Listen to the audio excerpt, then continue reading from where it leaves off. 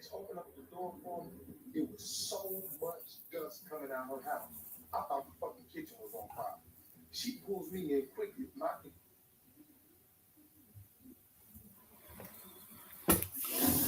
Citadel's free Ultimate Growth checking account grows with you. Samuels, what's going on, bro? Salute. It grows rewards. Get started with a cash flow. What's going on with you?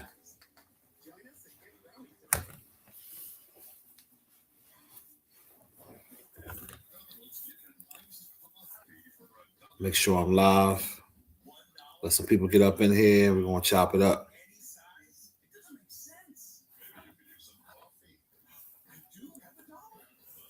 Make sure we good, baby. My husband is really glad to see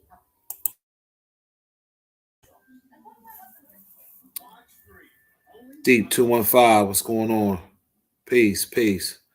How's my audio? Let me know how my audio sounding. Make sure we good this time. We had the technical difficulties last time, so let me know how we sounding. We good? Okay. That's what I like to hear. For starters, good morning. Max, DMV, top of the morning. Tide, what's going on? Top of the morning, fellas. How was y'all night? How was y'all Friday night? My Friday night was sweet. Couldn't complain too much. You know what movie I'm watching? I don't know if y'all remember. It's an old joint called Next Day Air. They had Mike Epps, Wood Harris, Amari Hardwood, whatever his name is, dude from Ghost. They had a nice little all-star cast and shit. Yeah, it ain't bad at all. I ain't seen this joint in forever. I think I only seen it once back then, and it popped up. So I was like, let me see what's up with it. See what's good with it. So yeah, I was watching that, John. Yeah. Eddie Winslow in there too. How about that? You're right. They had an all-star. They had an all-star cast. That's crazy. When you look at it now, you know, some of these actors are still doing it. Shit, a good amount of them still doing their thing. The Spanish boy that be in all the gangster flicks. I forgot his name. He in here. Yeah, so they had a good little cast. Yeah, man. That's what's up. It's gonna be a nice day today. It's gonna be real nice. I'm definitely getting out and about and doing something. Yo, anybody ever hear of a town in New Jersey called hold on, let me get it right first. I don't want to be saying the wrong shit. Hold on a second.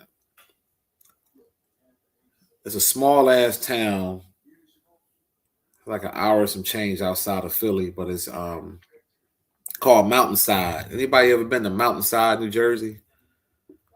Only reason I ain't going there today, but only reason why I was thinking about it, you know, I'll be on my little tour with different grub and shit, and they got a Famous Dave's out there, but that shit a hype. But I want to see what else they have out there. If I take a little over an hour drive, I gotta have something else to do. You feel me? When I looked it up online, it said it's a small ass town that got a small population. E-Man, salute. Yeah, Donald Faison. Yeah. Trav, what's the deal? 777. What's the deal? What's good, fellas? Yo, Summer London. Hopefully you come in here, bro. Because I wanted to hear your perspective on why you said what you said on the video. My London Brit. I had did the video about the RZA, and he was just like, well, that's basically saying that's their business as long as no kids wasn't harmed. And I just wanted him to clarify that, because I'm like, dog, if you can't understand why people would be outraged about that, having sex with your own cousin, you know, it's not about kids being harmed. It's about, that's called incest. You know what I'm saying? It's basically about incest. I mean, because at the end of the day, we ain't supposed to be engaging in that. You know what I'm saying? Like, that ain't nothing that you supposed to be doing. You know what I mean? So whether Shorty was out of pocket or not about the way she went about it, she participated as well. But a grown man doing that to his little cousin, whether she grown or not, it's never a cool thing, man. Never a cool thing. So, matter of fact, I'm gonna read the exact comment so that way I don't want to misquote him. Hold on one second. Let me go to the video. I'm gonna read the exact comment. So he basically said it's wrong, but it's his business and no children got hurt.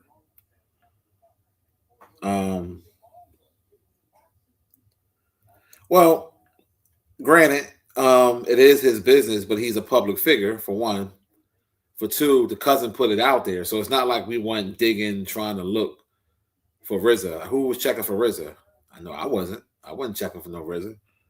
But it's out there, and it's no different than us speaking on anything else that's out there, out in the world. So, I just wanted to get your perspective, because it kind of sounds like you condoning it to a certain extent. Like you're like, all right, it's wrong, but it's their business. Like, no, it's wrong all over. It's wrong, period. You dig what I'm saying? It's like it ain't just about being his business, because if people keep turning a blind eye to behavior like that, because if this man was willing to knock off his own cousin, his little cousin, for almost 20 years in a row, what else is he willing to do?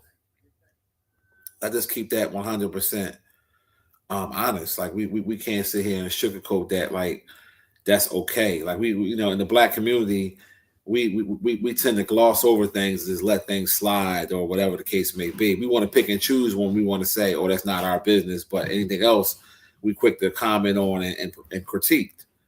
And something like that shouldn't get overlooked, even though Shorty was out of pocket too, and she gets a lot of blame because she participated as well.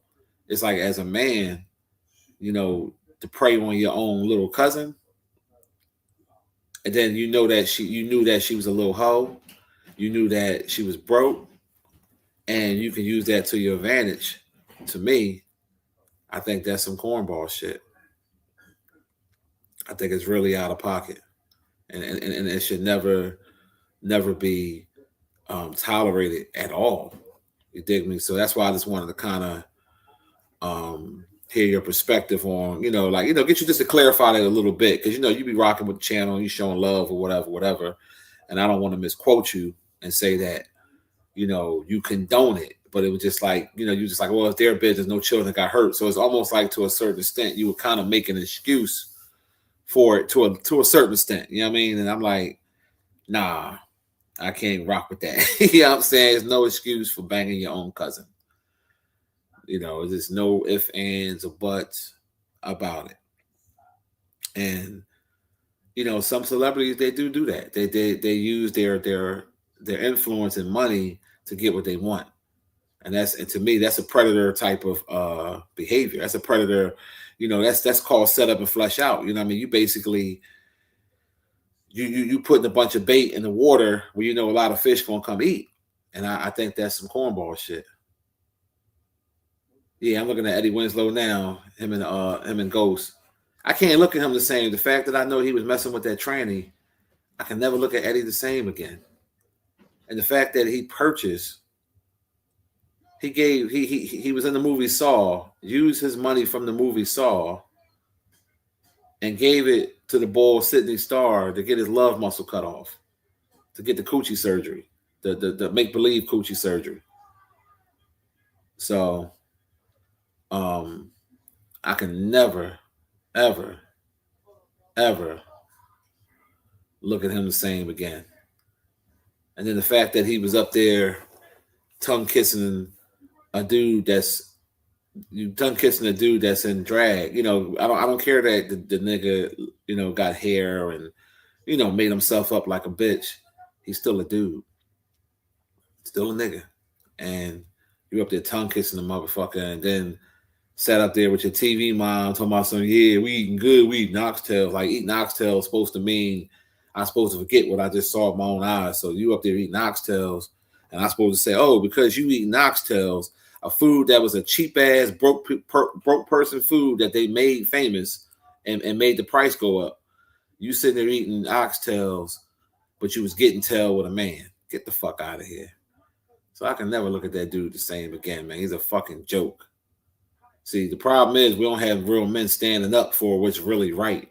What's right is fucking with women. That's right. Not messing with a man. And then you messing with a motherfucker that want to be a woman and look like a woman. Why don't you get the real thing instead of getting the impossible coochie? Doesn't make sense at all. It don't make sense at all. And you know what else I want to talk about too? Shout out to Clifton Powell, man. Shout out to Clifton Powell, actor. Y'all know him as Pinky. You know him as Cuddy. He plays in a lot of stuff. Him on Rock, Andre Thompson. And I was watching an interview he did on the Art of Dialogue. A shout out to Art. And thing about Art that I like is Art shuts up and let his guests talk. He ain't like Nori gonna interrupt you every 30 seconds. He ain't like Fat Joe that's gonna interrupt you every 32 seconds. Like he actually let the guests talk and do their thing. But anyway, Clifton Powell was telling the story about how, you know, when he was playing in a lot of movies that was classics, he was super broke and he was riding on a scooter and people was clowning him and how he didn't really learn how to love until he was in the 60s, because I think he's 69 now. And he was just basically saying how the black community was clowning him and making him feel fucked up because they thought he was supposed to have whatever, but he kept fighting to get to where he's financially stable now. And I salute him, man. I met him before. I actually got my daughter, I still got the picture, but my daughter took a picture with him, my oldest daughter, back years and years ago out in Mount Laurel, New Jersey, South Jersey. We was at the Bob Evans in the summertime. Never forget it. And we up in there because it was hot as shit outside. And I remember he had on his the sweatsuit on, zipped all the way up. And I remember telling my people's like, it's hot as shit outside. Why Pinky got that? You know what I mean? Because maybe he was trying to lose weight for a role or something. I don't know, but it was hot. He had that joint zipped all the way up. But anyway, he was real nice. I shook his hand, spoke to him. He took a picture with my oldest daughter, and real respectable dude, man. So I just wanted to give him a shout out, because he seemed like a real one. You know what I mean? Like you get some of these celebrities that they get the fame and they start acting a certain way, and he seemed like he always been humble because he's been humbled most of his life. You know, when I was listening to his story about how he was just super broke and how he was buying piece of shit cars, and you know, and women was laughing at him. They want to talk to him and stuff like that, and how he got mad when somebody clowned the car he had. He went out and bought another one, and I'm like, man, fuck these people, man. Do what's best for you. Do what's best for you at the end of the day. And they was that was, you know, because I couldn't, you know, I couldn't imagine how he was feeling. You know, people see you on television, and then they come outside, you ride on a moped, or he said he had like a little Ford Fiesta, a little small little car, and you know, people automatically, if they see you on television, they automatically think that you're getting it like that and that you had the money. So, you know, he was embarrassed, you know, but our own people will do that to you. Shit, we'll make a motherfucker feel low. But he got his shit together now, and that's all that matters. And I salute him. And I saw a viral clip when he got into it with these faggots on this podcast when he was trying to explain why it took him to in his 60s to really learn how to love. And the only mistake that he made was going on there with a bunch of sissies. He shouldn't have went over there with no sissies. You can't reason with sissies. You just can't. You know what I mean? You can't do it. So, yeah, shout out to him, man. Shout out to him. Jay, what's the deal? Raven, what's going on? Medusa, what's going on? D, what's going on? Real Talk 23, he said the message he got from the interview, he never gave up. Listen, man, I commend that shit, man. You kidding me? Like, I like the fact that he, you know, like we need stories like that, man. Like we need more stuff where people don't give up and our people do what they have to do. And I'm like, that, you know, but we quick to try to shame a motherfucker. You know what I mean? And he could have easily gave up. Think about it. You know, you started certain little stuff and it wasn't paying as much, and people know you. That's the worst thing, when a person know you. They people, you know, recognize you. You out in the street and you driving what's considered, you know, something a poor person would drive, and they see that. You know what I mean? That hurts a man's ego. You know, men, we have egos. You know, and the fact that he and then his mom and dad had mental health issues, and I think the mom had killed herself, and you know, the man had a hard life. And I'm like, man, and at 69 years old, he still looked good for his age. He looked damn good for his age, man. Let me tell you something, man. Black don't crack, man, unless you on crack. And he it's just very encouraging, you know what I mean, when you see actors like that and you listen to their story, you know what I mean? Like, it's, to me, it's, you know, I salute it. And I was watching another interview with Wood Harris, another underrated great actor. And you know, Wood, you know, we know Wood from The Wire and Above the Rim. And he you know, remember the Titans. He played in a lot of different films, but he's versatile. You know, Paid in Full. You know, so you know, we need to big up some of our black actors, man, because, and actresses, because they be doing their thing. Real talented. Real talented.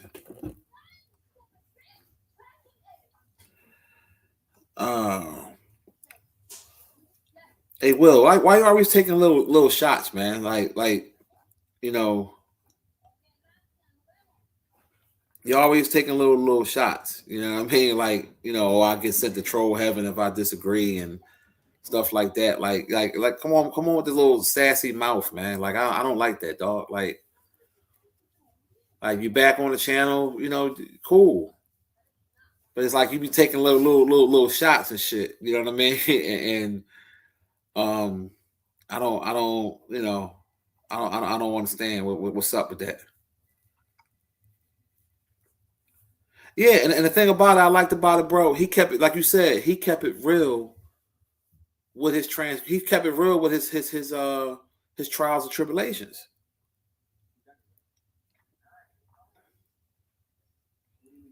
You know what I mean? So, um,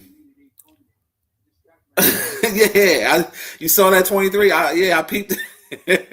He said it ain't funny, but yeah, he said he was waiting in the record store for people to leave so they couldn't see him get in his car. Yeah, that shit real.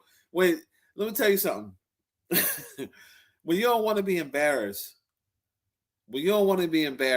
that's some real shit. He said he went up in the record store and the guy was like, "Man, I'll help you." And he told the guy, "Hey, man, I'm just standing here for a minute until people leave. I don't want them to see me getting in my car." Because he had lied and told the one girl that he had a Lexus.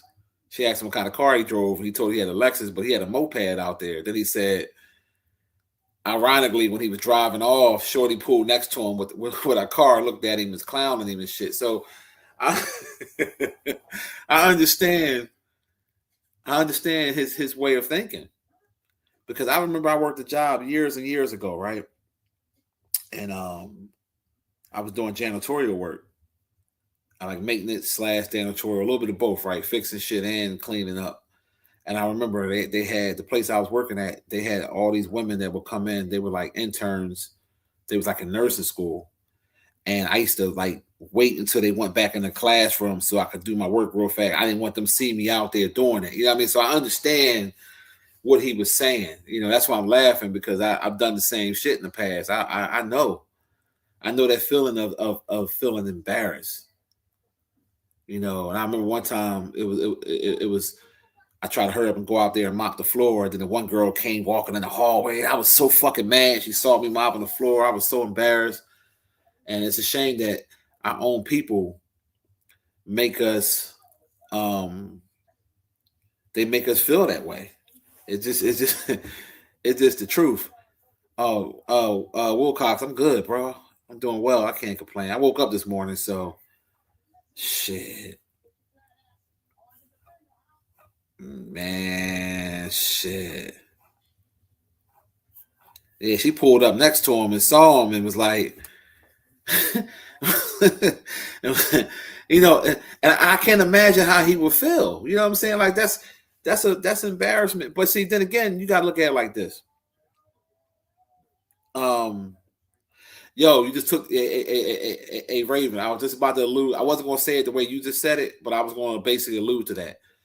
Basically, what I was gonna say was, if a woman only wants you for your material, you don't need her in your life anyway. And then Raven basically said, if a chick wants you and you got game, it don't matter what car you got, and that's the truth.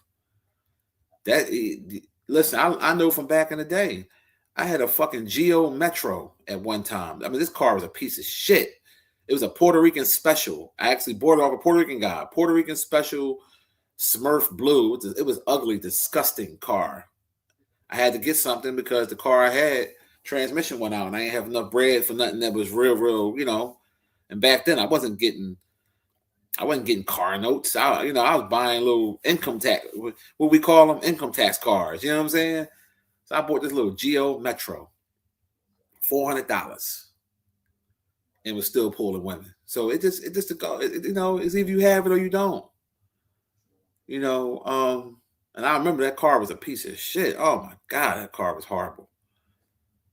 But the car don't make the man make the car. Always remember that, because you could be driving a Lexus, a Benz, a Mercedes, a Maybach, a Bentley, a Ferrari, whatever. If you a lame, you a lame. If you corny, you corny. It just no other way of putting that. Let me no, man, I'm not even gonna say that. What I was about to say, because I ain't got nothing against Tracy Morgan. But no, I'm gonna say it. Like with Tracy Morgan, you see him pulling up in the fancy cars and all that, and he got the bad bitches with him. If Tracy Morgan had a Geo Metro or had a regular car, do you think he would be having bad bitches pulling up? I mean, would he be pulling up? No. We know sometimes that bread. You know what I'm saying? Like, we know that bread. Shit. For real. Dang, he said his brother had a blue Metro. He said that joint didn't even come with power steering. I don't even know if it had. It was so long ago. I can't even remember if it had power steering or not. I know it was a piece of shit. Did I keep it long? Hell no. I didn't keep it that long, but I had it for at least 6 months. Oh yeah.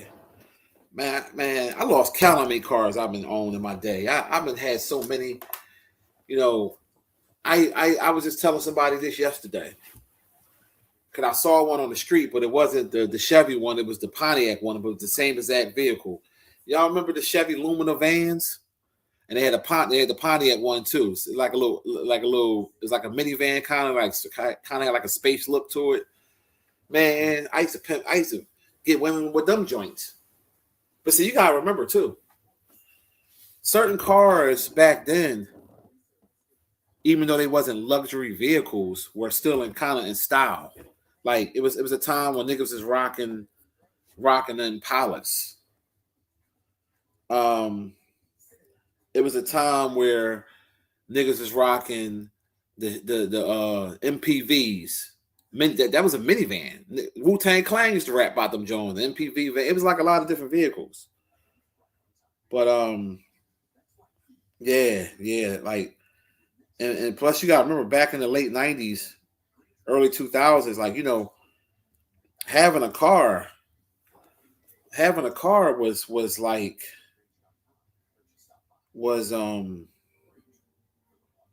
premium. You dig me? You had your vehicle back then. Shit. Hold on one second, y'all. You was definitely good. You was definitely good. Hold on one second. I'm doing something real quick. One second. I don't know if y'all can still hear me when I go to another window. So hopefully y'all can. But I ain't gonna be long. I'm doing something real fast.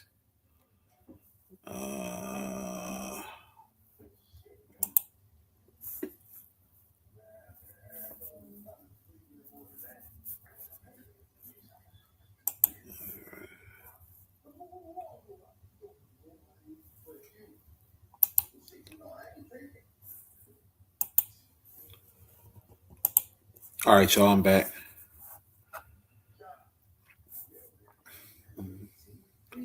You said what happened?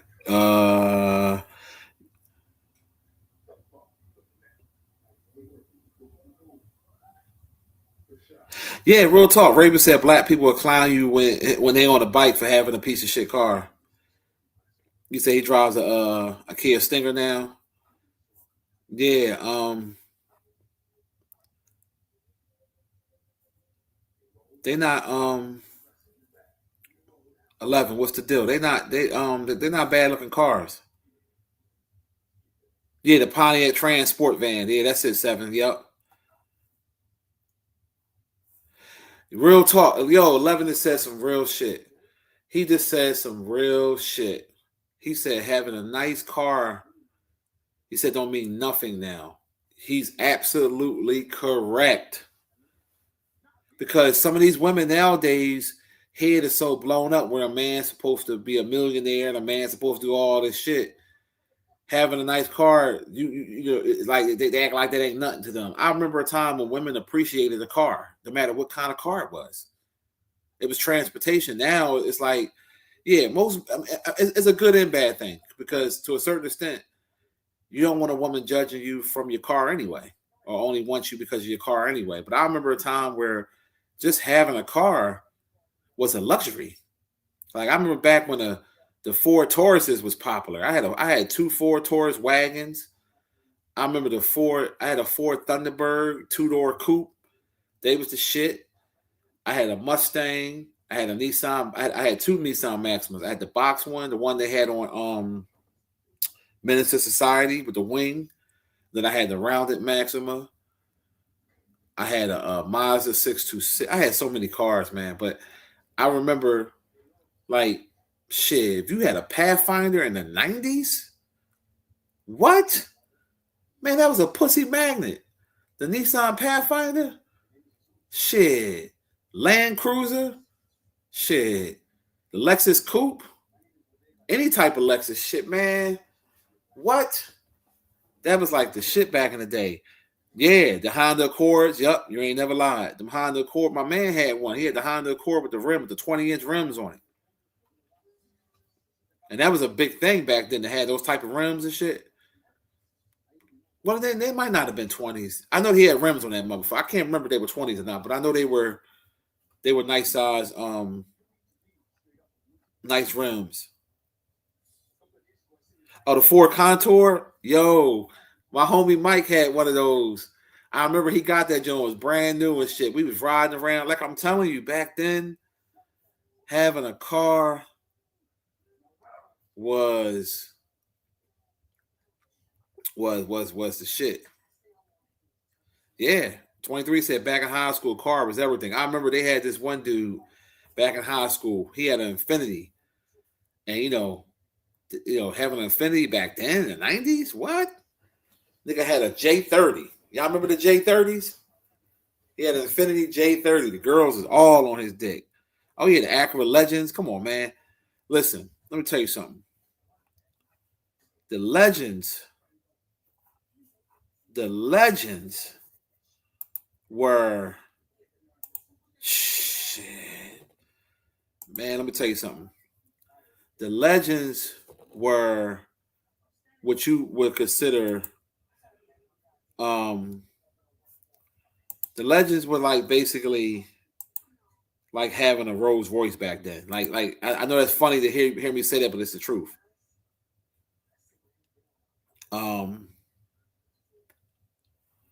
That just what it was. Them Legends was the shit. My dream car that I wanted back in the day, but I never got it, was the Lexus Coupe.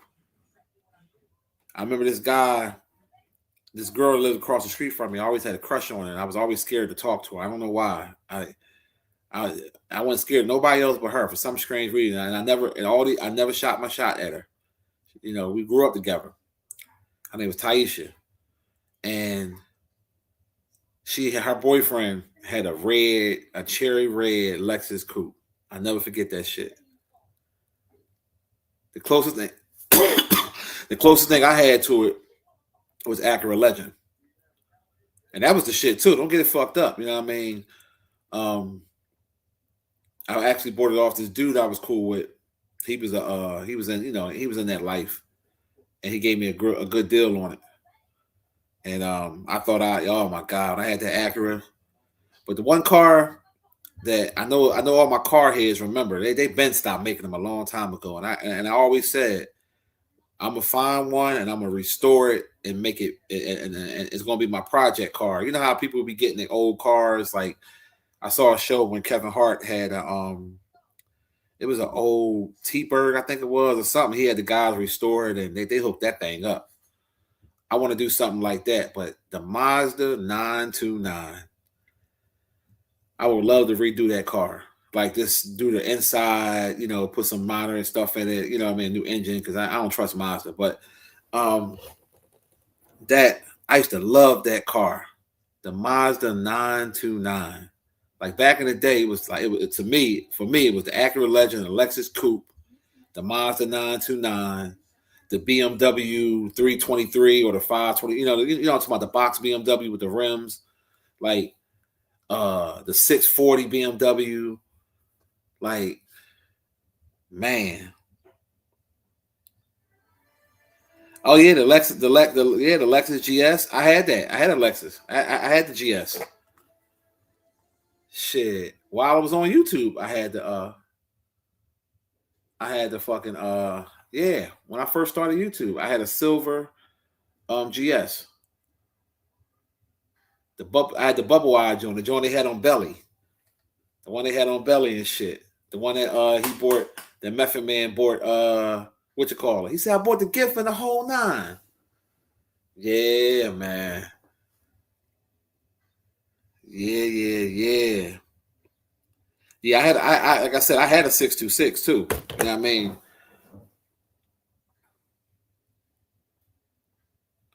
But the 929, if you look, that joint has had a futuristic look to it. You know what I mean? So from back in the day. Mazda 929. Then they discontinued the 929 and they got the Mazda Millennium. Yeah, they was hot too. Cause I remember they had the little rims with the chrome on it. The Mazda Millennium John. But yeah, I would love to redo a Mazda 929 and a Lexus Coupe. My cousin got a Lexus Coupe. He won't sell it to me. My older cousin, he got that John. Nice, man. He gonna sell it to me eventually. I'm gonna get it eventually. Every few months I just hint at it to him, or I say little stuff to him. I'm gonna get it. He got an SC400. Cause them cars were like timeless. Like it didn't matter the year, they still look nice. It's certain vehicles like they just look nice no matter what. And them Lexus Coupes is just one of them. And then quiet as kept, a lot of people be sleeping on them, but the Lexus SC430 hardtop convertible, that's a nice motherfucker too. That thing nice. It got all that wood in it and shit. I'm thinking about getting me one of those, with a good price. Because I know somebody that have one, and you look at that car, that shit still look like something that's like now. Like, you know what I'm saying? It look like a 2025. Like it's still how the technology look, the wood, it's just a nice car. It's just small, but that's what you call I call that the selfish car. That's just for you and one person, you and your woman. Put the top down. That's one of them cars you ride. Nice summer night or a spring day. You put the top down and shit. But some of them old cars from back in the day, they be really nice looking when you get the paint done on them and you get them restored. Some of them just be really, really nice. But I ain't gonna lie, I was never really I'm not big into the old cars like that. Like some of them look nice. Like I think somebody like T.I. joint that Chevy, that Monte Carlo he got, that joint look nice. The Lincoln Continental with the suicide doors, I like how that look. Oh yeah, I forgot about the Saabs. Hell yeah. Yeah. I forgot about the Saabs. Yeah, the Jettas. Yup. The motherfuckers was rocking the Jettas back then. Hell yeah, the Jettas, the Saab. I remember Busta Rhymes rapped when he's with the leader of the new school. They rapped about the boy. I remember such and such when he got a Saab, didn't have a job, and something like that. Yeah.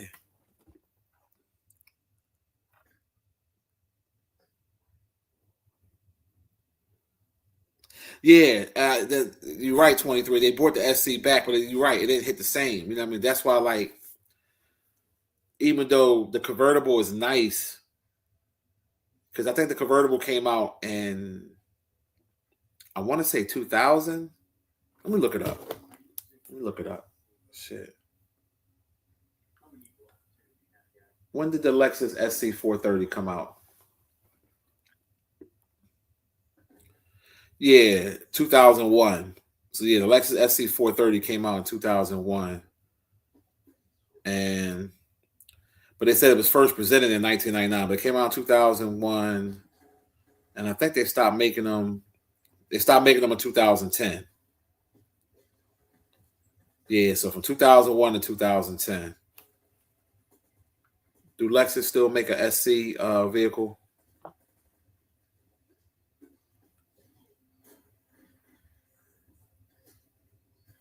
No. Do Lexus still make the SC? Yeah, they don't make the SC no more. Okay, I just wanted to double check. Come on with that car that was in Wakanda video, the Lexus in Wakanda. That was a coupe. What car was used in the Black Panther movie, the Lexus? Oh, the LS. Okay, the Lexus. No, excuse me, not LS. The Lexus LC 500. Okay.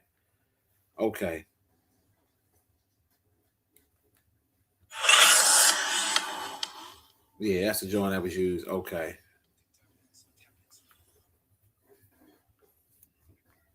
Yeah, I don't never see that at the dealer. When I go to the dealership, I don't ever see that joint there. Let me look it up. They probably want a grip for that shit. Yeah, because for 2022 they want 91,000 for it. Yeah, I figured that. I think they stopped making them. No, they don't. No, they didn't.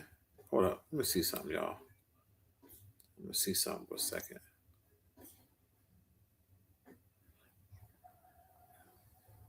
Let me see. They still.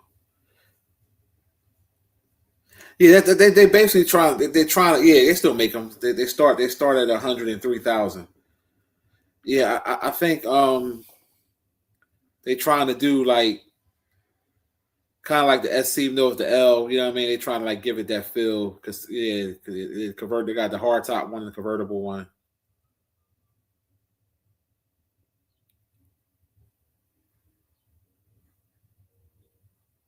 Oh, okay. 5.5 liter V8, 4.4 seconds, 0-60 time. Okay. Oh, they just stopped making the SC. Okay. Yeah. I don't know why. And because they would, just like the LS, the LS 430. To me, that's like one of the best made Lexus cars they ever made. The LS 430, John.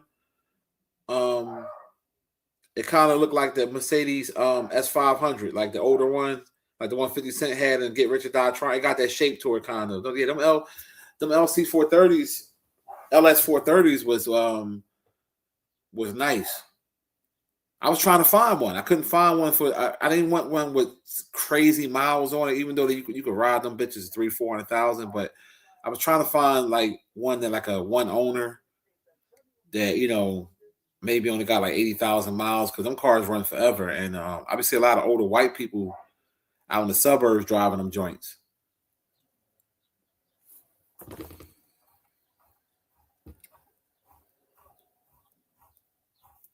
Yeah. I be trying to find that joint because that's I call that a Sunday car. That's a car you drive on a Sunday. Joint quiet, clean.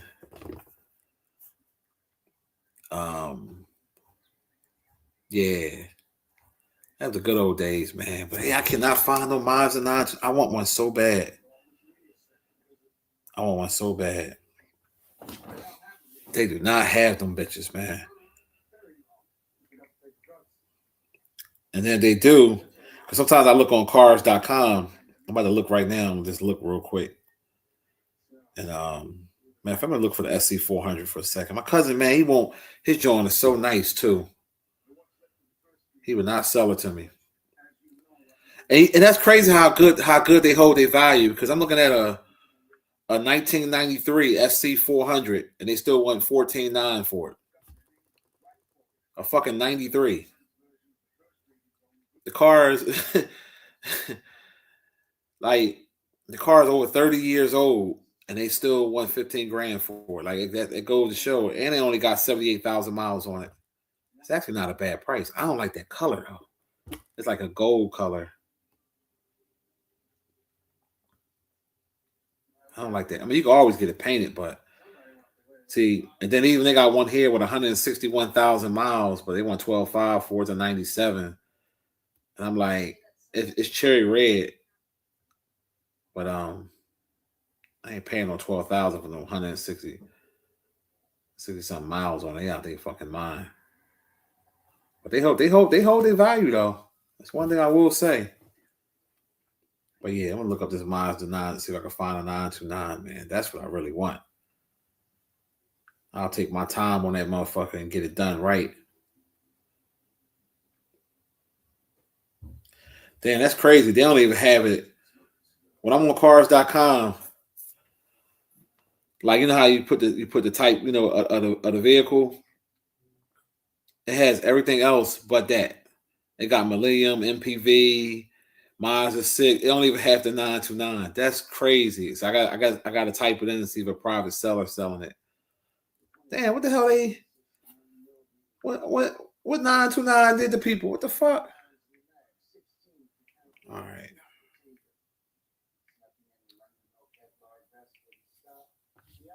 Mazda 929 for sale.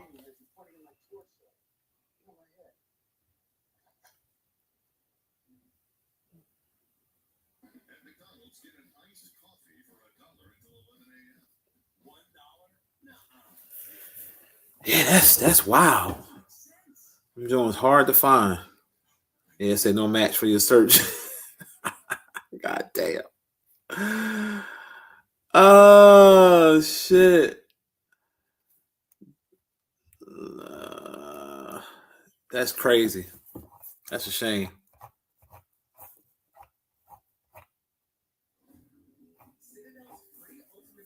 You said check car genius. Yeah, them Lexus Coupe hold value, man. They hold fucking value, man. It's that they don't. You can't find you can't get them dirt cheap. You cannot get them dirt cheap, because people know that they still nice looking car. They still nice, and they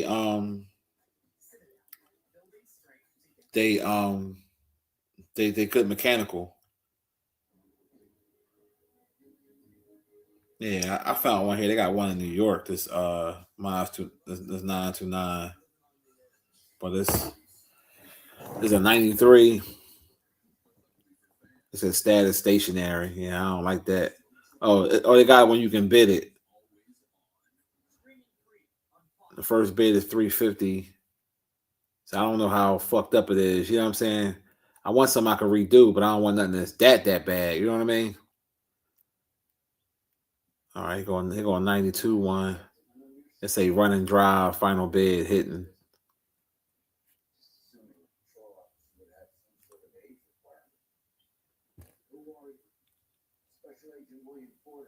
But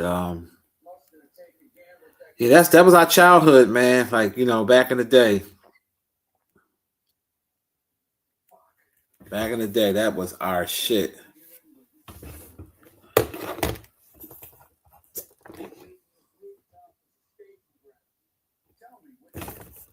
Yeah, because you had people like RZA coming to our high school taking our bitches. Because you know, them little pervert ass niggas back in the day, they they would pull up to the high school with the wheels.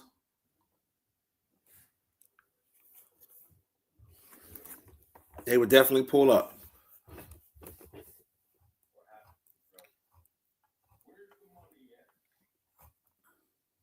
But you know what? You know what's kind of a dream of mine to do? Design my own car. Like to do your own vehicle the way you want it. You know what I mean? Like that's like just like you get a house built from the ground up, like get a car, like you know, that's some fly shit.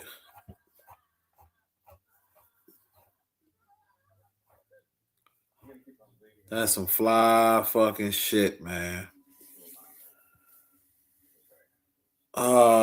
Shit. What y'all got planned for the day, man? It's I know it's gonna be nice here. Well, shit, it's gonna be 57 degrees. That's like warm to us for this time of year. Shit, March 1st is tomorrow already. God damn.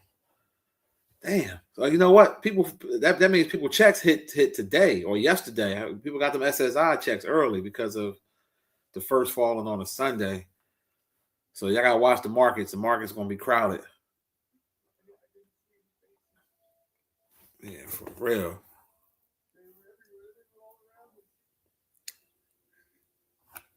You say you're thinking about getting something taller? Yeah, ain't nothing wrong with that, man. Ain't nothing wrong with that shit at all. Yeah, real talk, Raven. That motherfucking nigga was taking our pussy back in the day. All them perverts, man. I had a dude on my block who was doing that shit. He was knocking young girls off. His name was Al, Jamaican dude. He had the Pathfinder, black Pathfinder. Shit.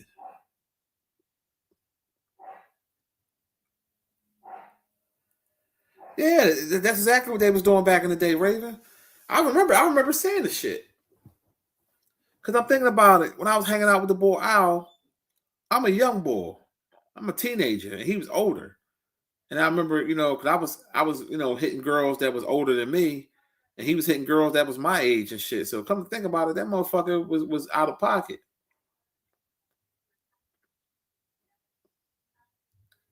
The dudes in the neighborhood was like fighting over to get in the front seat, and I'm like, y'all niggas is tripping, like, you know what I mean? But that's how it was back in the '90s. Like, you wanted to be seen, you had the stereo system.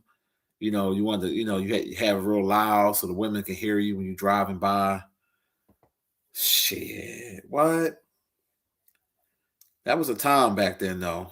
Things were a little more simple. That was before social media, so it was way different. You had to go outside to really meet people. You had to really have communication. It wasn't you texting a book.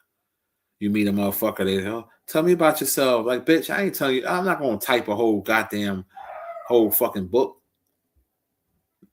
Oh, I can't talk. I can only text.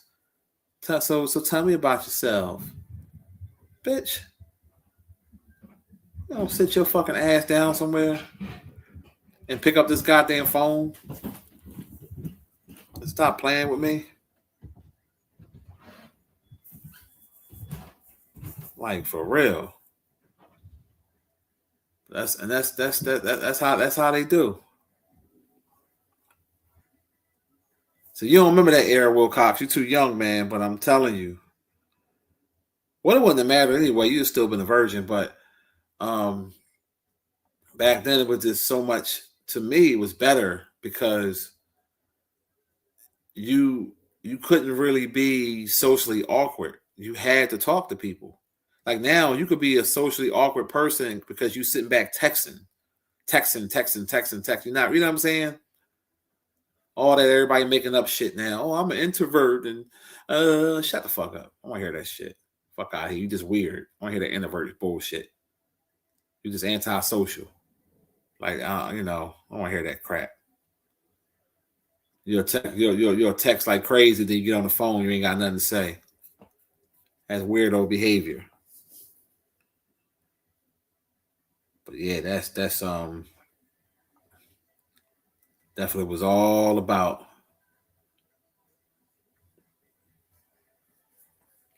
And then, you know, back then we had better memories because we had to remember shit. We had to remember phone numbers. Especially back before you had a cell phone, you had a beeper. You You had to remember phone numbers by heart. You knew them shits by heart. Nowadays, it's it ain't. I know some numbers by heart, but not all of them. Like back then, shit.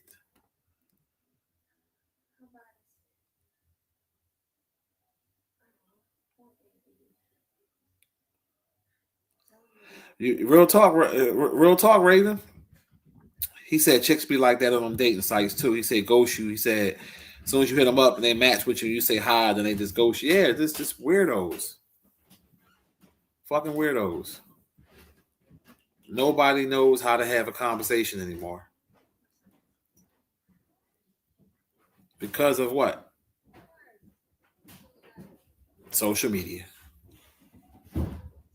You already know.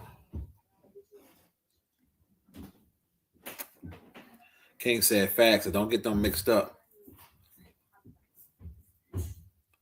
Yeah, the system is crazy, man.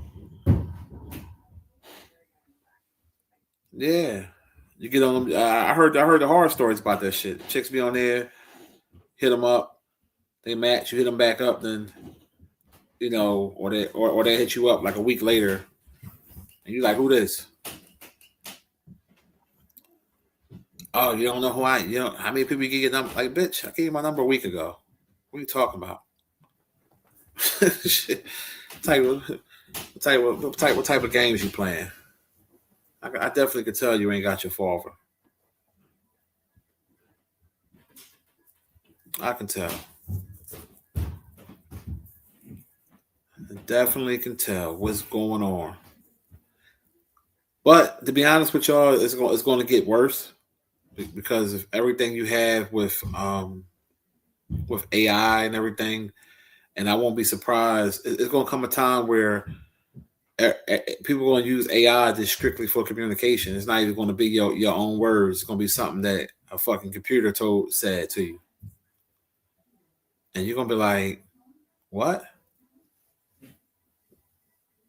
Real out of pocket.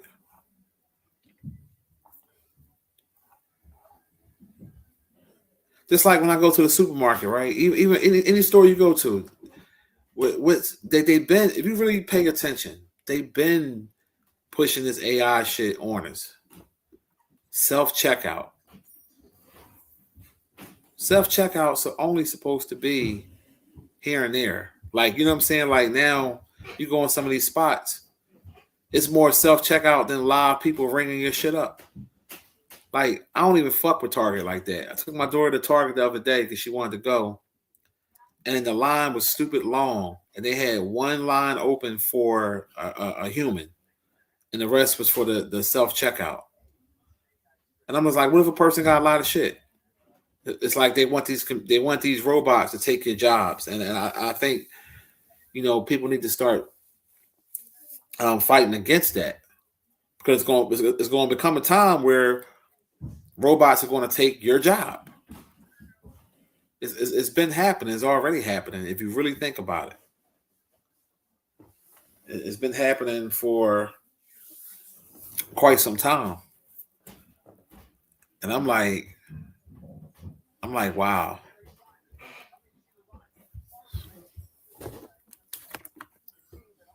So if you just really pay attention, you'll see. You'll be like, oh, okay, I see what's going on here.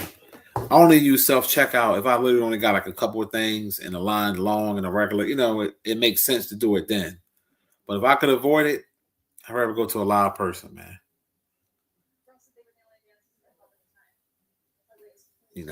Even at CVS now, like they got it now where they make it easier for the workers there now. So now if you go to get medicine, before you give your last and first name, date of birth and all that, now they got the screens right there. You got to punch it in yourself.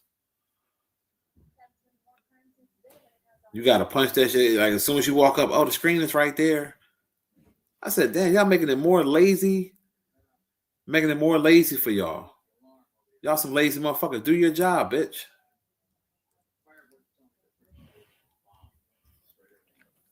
I don't know if they do that in y'all city, but I know in my city, they have it like that at CVS. And once in the blue, you'll run across an old school person and they'll just say, hey, what's the last name, date of birth, But most of the time, they were like, oh, they point right to that computer thing. Punch it in. Now, what if I got arthritis in my hand or I can't do it? You know what I mean? I guess then they would have to do their job, but you know how they go.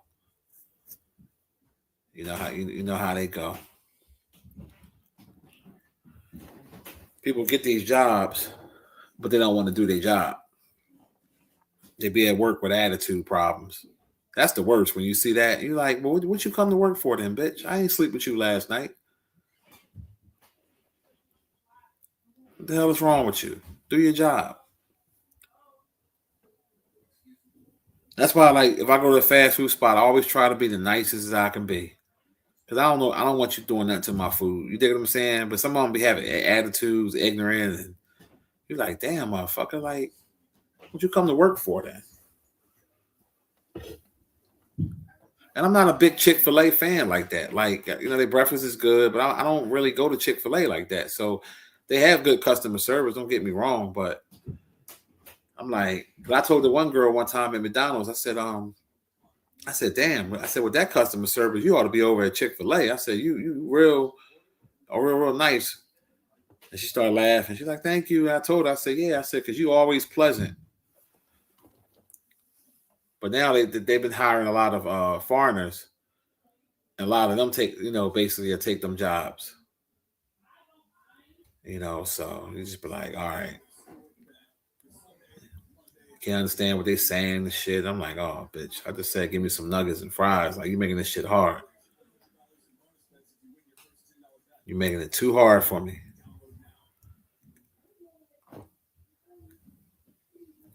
Everything is Espanol, and I don't want. Look, we in America, Jack. Fuck all that Espanol shit. If I go over to Mexico or somewhere like that, they're not gonna make it easy for me. They ain't gonna have it where things is in English. They're gonna have that shit in their language. In America, the English language is the language is English. They try to make it say, "Oh, it's Spanish too." No, the fuck it's not. Stop it. No, it's not. No, it's not. I don't want to hear that shit. English, motherfucker. English.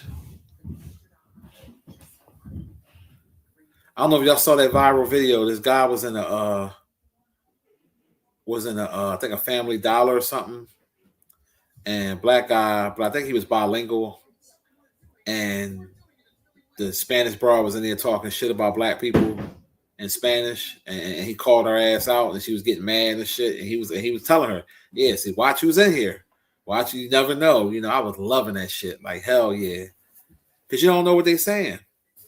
You said Mexico is off the chain right now. Yeah, I've been hearing. I've never been a fan of going to Mexico. Like, people are like, I want to go to Cancun. Fuck Cancun. I'm cool. Like, I don't trust them countries over there, man. When they know you're a tourist, and their government can take advantage of you. Their police will take advantage of you. I'm good. I'm straight.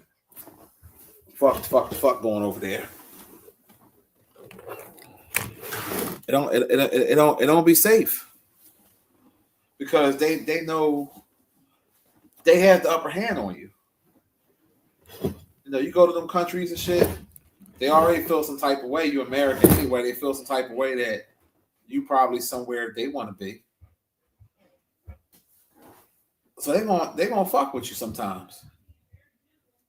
They did it to my cousin recently, overcharged him for some shit, when he caught a cab or something. They did it to be smart when he went off the resort. And I told him, I said, never go off a resort by yourself. Like, go with a group or somebody that, can try to give you a tour that that seem like they're trustworthy, because all of them could be crooks. But yeah, that's how that shit be going.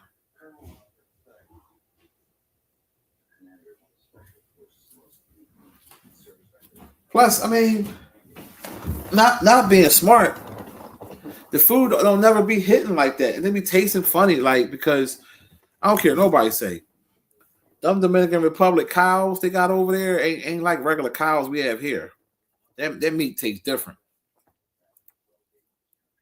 I mean, for shit, they tell you don't drink the water out the goddamn sink. So that's telling you something right there. So no, I'm good. I'm good.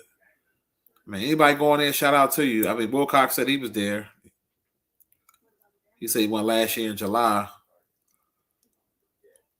Well, no, if I want to get the Mexico experience, I just go to an authentic Mexican restaurant. That's it. Go get me a burrito taco or some shit. Other than that, I'm cool. Or I call me up with someone and do some work for me. They do good work though. I give them credit. The Mexican people. Oh man, andale. Them motherfuckers do some real good work. I give them credit. They do not play. They are fast, and they get the job done. He said them foreign countries don't really rock with Americans. You ain't never lied. Like I said, I ran across some good Mexicans here in the United States. I went to this one Mexican restaurant out in where that neighborhood is. It's a nice little ride. It's a New Hope. Yeah, out there in New Hope, PA, downtown New Hope, PA, and they be super nice. But it was crazy because the guy that I don't know if he owned the restaurant or whatever. I think he do. I ain't 100% on it, but I know him and his wife and them, they work in there, small little spot. And he told me he lived in Philly, and he was just super nice. They were super nice. Some of them, like I said, the guys that had to do work for me, they were super nice. But would I feel comfortable going over to Mexico? No. A lot of them come over here and they wipe they put their nose up to you.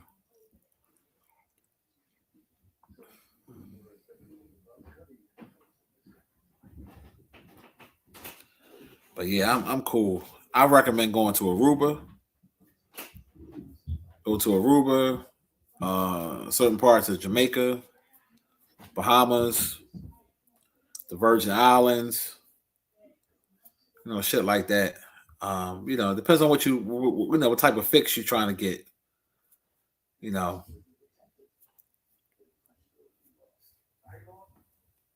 Like my daughter, my youngest daughter, she was saying she want to go to London, England, but I don't really want to go there. I used to want to, but I'm like, the weather be crappy, and it just, I've never been there, so I can't really judge it.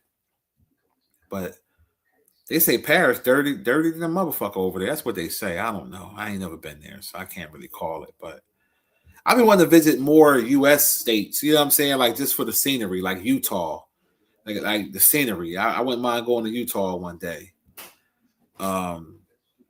Places like that. People want to go to Asia. I'm cool. No disrespect. I'm good. They act racist when they're in America. So imagine how they act in they shit. Oh, in they domain. Hell no. No.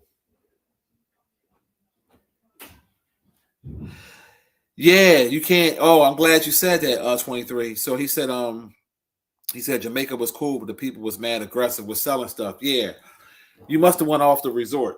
I experienced that. When I got married, we had went to a place called Secrets, St. James in Montego Bay. And we went off the resort with the tour guide people. We went up in the hills. And I remember they was so aggressive they was like damn near begging you to buy shit. And they was out there selling pussy right there on the little avenue where they had the Margaritaville restaurant. They got the slide board that go into the ocean. They was out there selling pussy. And then I remember the lady said, "Oh, you can't be scared of your own people, man. You can't be scared." I said, "It's not that I'm scared. I'm like, you give me some room to fucking look at the cheaply made shit you made. Like you trying to beg me to buy something, and you give me time to think." We went inside one of the clothing stores on the avenue. As soon as you walk in, they gave you a beer, a red Stripe. Bitch, I don't even drink. And I'm sitting here like I'm trying to pretend, I ain't want to be disrespectful. I'm trying to act like I'm enjoying that nasty ass shit. And I'm like, whatever. And I was like, never again. I said I ain't never going where they sell stuff again. Now, when we went and swam with the dolphins, that was nice. That was nice. I still got the video of that shit too. That was cool. But up in them hills,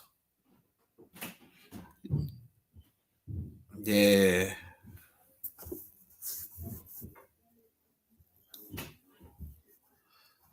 No, I ain't doing that, Raven. Oh, you said it was at the resort? Oh no, we ain't had no problems on the resort. No, the resort was cool. We stayed at the St. Orchid, the St. James, St. Orchid, Montego Bay. Yeah, that joint was nice.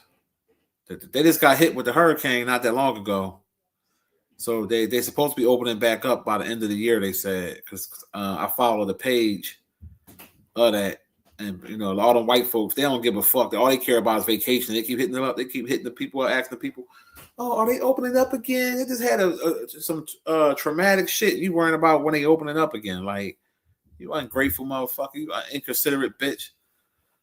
But yeah, the resort was cool.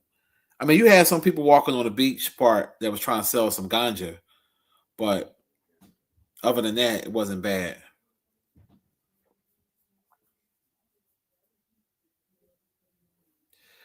King said he lived in Utah for 4 years. He said he could tell you some crazy stuff. The place is different. Yeah, do share. What I'm about to do. I'm about to get me one of them Google numbers and start getting people to call in. That's what I think I'm about to start doing because that way, you know, certain stories y'all want to tell, y'all could just tell the story. Yeah, that's what I think I'm about to do. About to start doing.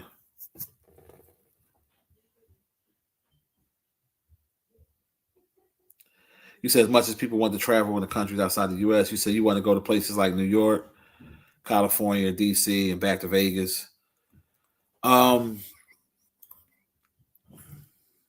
Yeah, I don't. I'm not a fan of New York. No disrespect, you know what I'm saying. I think because it's so crowded. This, you know, I know they got nice stuff up there to do. I've been to D.C. There ain't nothing to scream about, you know.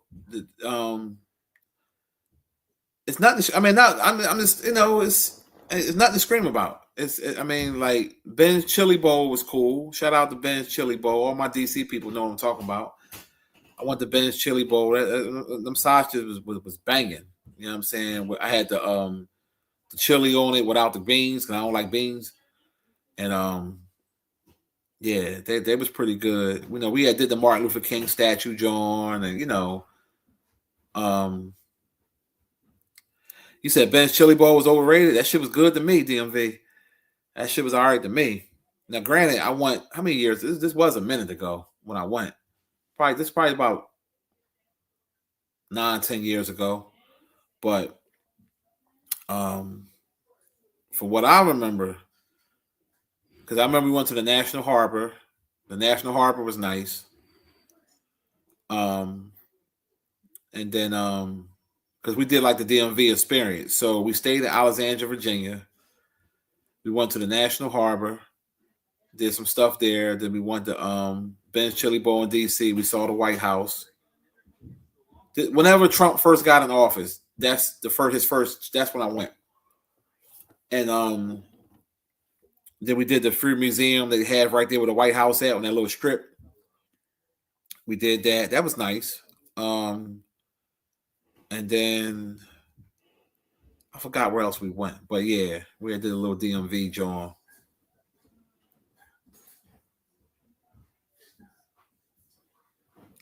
He said that's why you like Chicago is similar to New York, but there's more room to drive and yeah, and spread out.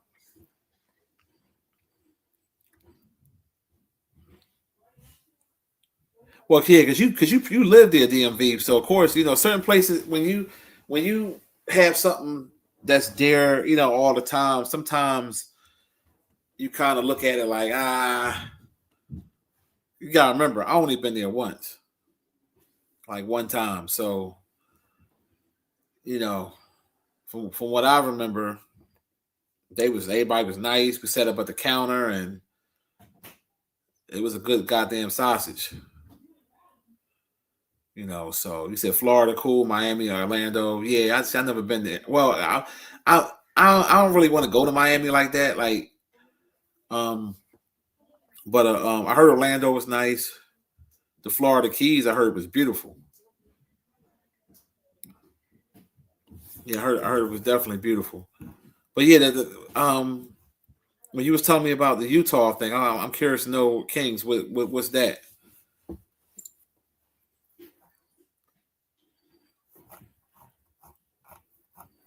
Yeah, I'm curious to know what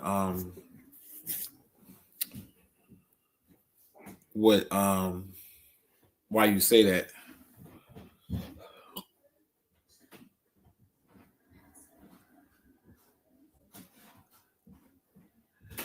Yeah, the keys look nice. I mean, basically the keys is like, from what I can tell from looking at it, it seems like it's almost like just being on the Caribbean, because it's got the same water basically and stuff like that. The only difference is you're not in the Caribbean and it's not all inclusive. But that's what I heard anyway. But I wouldn't mind visiting the Florida Keys. I wouldn't mind visiting San Diego, Orlando. Um, where else? Utah. Uh, there's a few other little bucket list spots.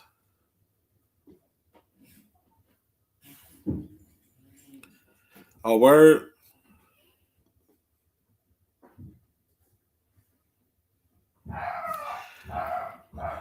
Well, it's like they turned Miami into like,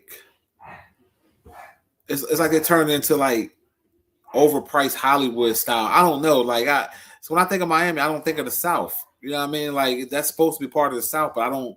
It don't give me that South feel. Like I said, my oldest daughter went to Miami. She wasn't a fan of it, but um, I never personally went, so I can't really judge it. To be honest,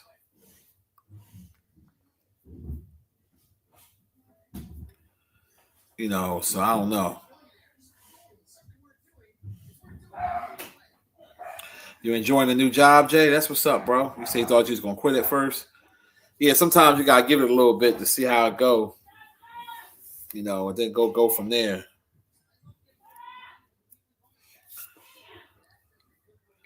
Like,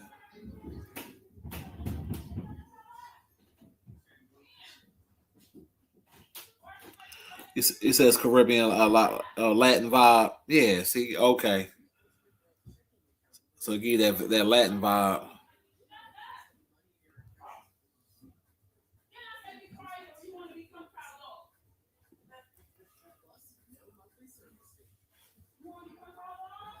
Yeah, they cursing the dog out. They getting tired of the fucking Nas. Nas be running off of his fucking mouth, man. He be tripping. He be bugging the fuck out.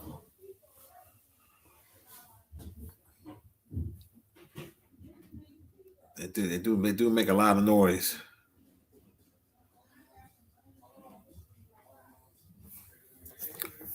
But yeah, that ain't one of the places I'm like, yeah, I gotta go to Miami. Like, I'm not a party type of guy anyway, so that ain't really my vibe.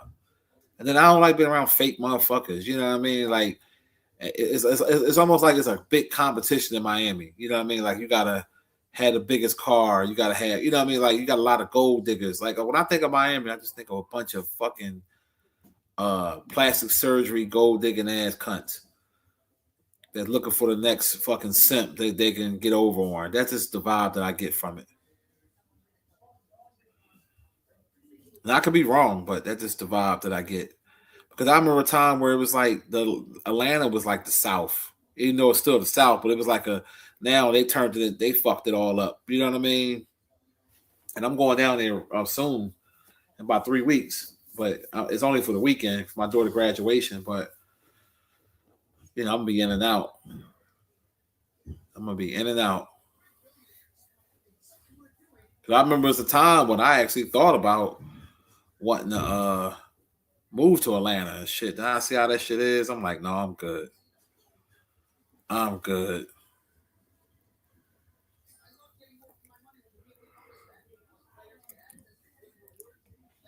Yeah, that's what I heard. Yeah, South Beach, you're gonna see all that shit. You gonna see the motherfucking Bugattis all type, you know.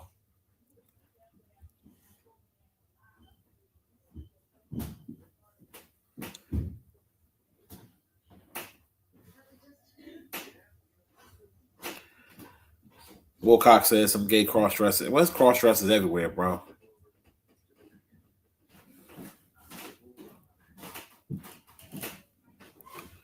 You say you think Orlando or Fort Lauderdale would be more my speed? Probably so. That sound about right. Yeah, I don't know. I just never been the party type of guy. Like, you know what I mean? Like that ain't never really been my thing. You know, if you that type or you the type of dude that like the trick and like the, you know, I don't got to do all that bullshit. But Miami will be for you. Why do you think Stephen A. Smith always be loving it? He be like, oh, I like South Beach and Miami, and you know.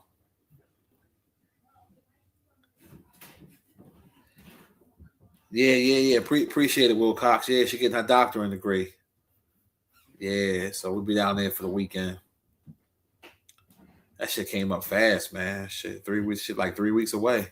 That came up quick.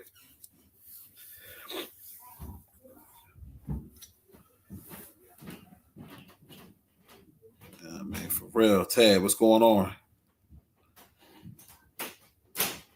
Appreciate you, 23. You said you outside of Atlanta, E-Man? Yeah, so did it, I mean, from what I heard they fucked Atlanta up, man. Like, it ain't like it used to be. It's I mean, you tell me, the people that live down there can tell me way better. You know, yeah, like I said, I heard from what I was hearing, they said a lot of people from up north fucked it up. Like they came down there, they made it more like almost like a southern New York. From what I'm hearing, and then I'm hearing there's a lot of fake shit. I don't know. I met a couple people from there, but yeah, I'm not I'm good off of it, to be honest.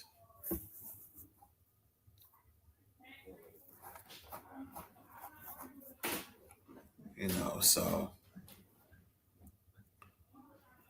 you say you went there on a Monday and it felt like a Friday night. Wow. Yeah, I mean, if you like I said, if you in the partying all the time, then that's gonna be a place you would love in Miami. You know, if that's your type of scene. Like Miami's like a place you're gonna go broke at, trying to keep up. You know what I'm saying? Like nah, I'm good.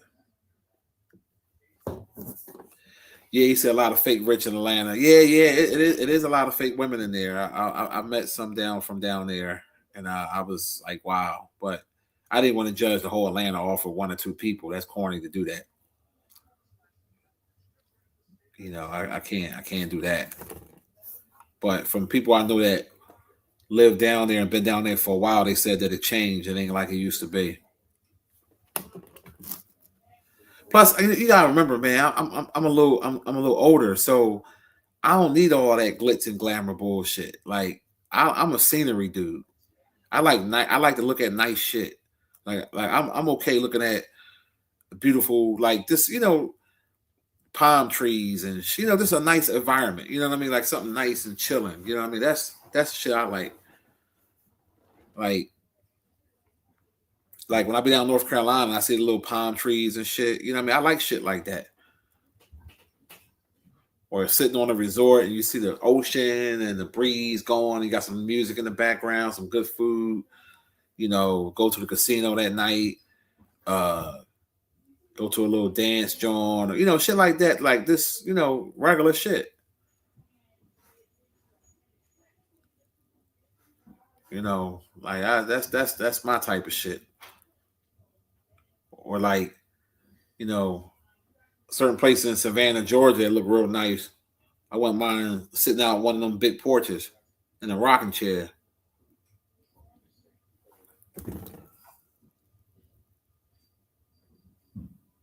You said Atlanta natives ruin their own city, always blaming outsiders. Um, you're probably right, bro. You're probably right, because like I said, I never been there. Well, I've been there before, but that was a long time ago. The first time I've been to Atlanta, shit, my daughter London was a baby. She was a baby. And I remember I drove down there on the weekend. I can't remember. I can't believe I took that fucking long ass drive. Never again.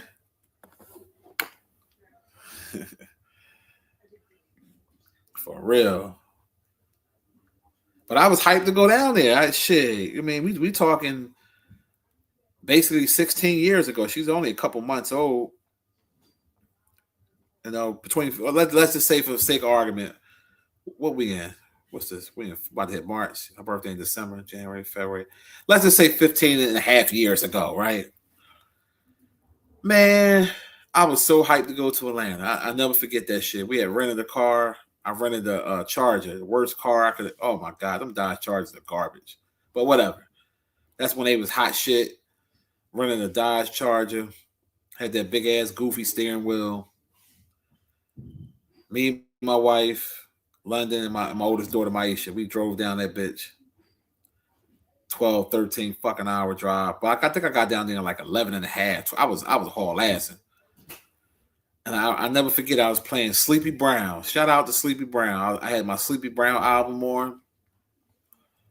That's my shit. You know, I fuck with Sleepy Brown. I fuck with their music. You know what I mean? Like, I fuck with a lot of down south dudes.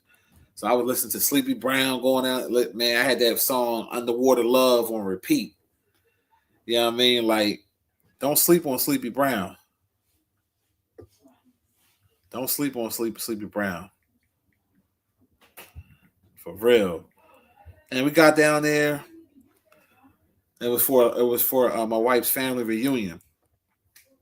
And we had a good time. You know, but yeah, that's the only time I've been down that bitch. I'm on the same tick, 11. He said them long road trip days are over for me. Same here. I can't. My body can't take that shit, man. I'm good. I hop on planes now. I don't fuck that shit. I used to take them long trip to North Carolina, see my daughter. We hop on planes now. Fuck that. Now, don't get me wrong. I don't take nothing away from the long trips because we had a lot of great memories, you know, that I would never forget. That I honestly wish I could get back. You know, ride down. Back my mom was alive. We were renting a Dodge Caravan minivan, and we were packing that motherfucker. And we would take that ride, that 9-hour drive to where my daughter at. And, you know, we would have fun. You know how it is, family in the car, listening to music and laughing, joking, farting and shit. And then the women got to pull over to go to the bathroom. Oh, that part of it I didn't like, especially when I'm in the zone. I'm flowing down 95. I'm in the zone, and next thing you know, like it might say 150 miles until you get to Rocky Mount, North Carolina, right? And I know once we get to Rocky Mount, we still got a few more hours to go, but I'm in the zone to get them 153 miles out the fucking way. And as soon as I'm flowing, listening to music, oh, the next rest stop or the next exit, you know, I gotta go to the bathroom. Fuck y'all back there drinking all that fucking food. Ah,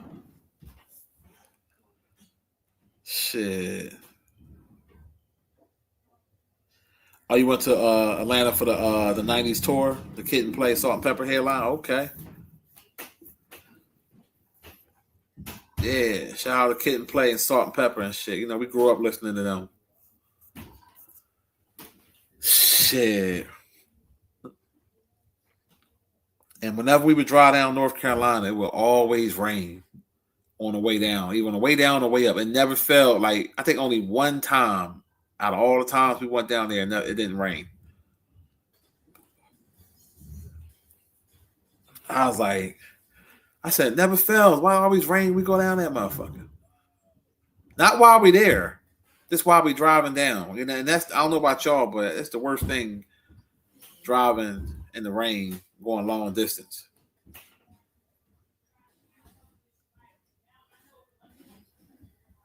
That's the worst.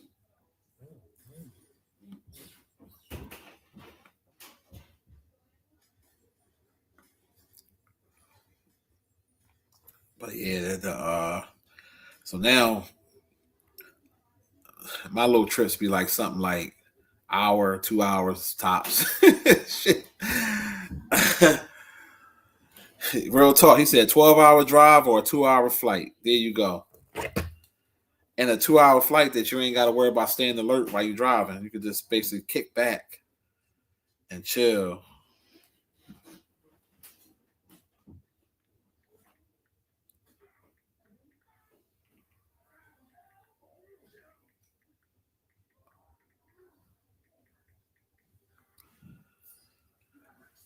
So, oh yeah, them days, I ain't gonna lie. Like I think the most I probably would drive now, maybe 4 hours, maybe. Shit, and that be seeming long to me. I'm like, oh my god, when are we gonna get there?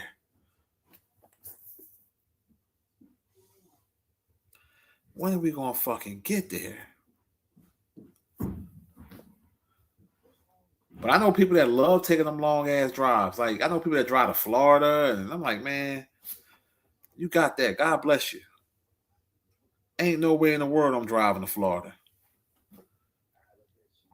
Even though I think about renting what you call it one day, them RVs, you know, and take a road trip, but I know they're nice because they got beds on them and showers, because I ain't gonna lie, I do think about doing that one day.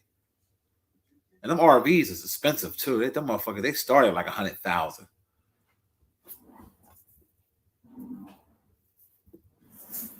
Now, you know what? The drive, it depends on what kind of drive it is. Like you said, 6 hours, right? Because I did do a 6-hour drive a few years ago when I went back to Canada. When I went back to Niagara Falls. I think that was 3 years ago. And the ride, believe it or not, wasn't that bad. Yeah, it wasn't that bad. I think it depends on the route too and the traffic. The traffic is flowing and there ain't no weather problems, then I guess maybe 6. But because I'll be wanting to visit my family down in the country, down in Halifax, Virginia, but that's a 7-hour drive. Like strictly 7. Like when you get to Richmond, you got 2 hours left. You take the route 360, and it take you straight there. Now, driving down 95, you already know it take forever to get out of Virginia. I don't know what it is. Virginia long as a motherfucker, man. It be seem like it be like, what the fuck? Get out of Virginia yet? Even though that's still in Virginia.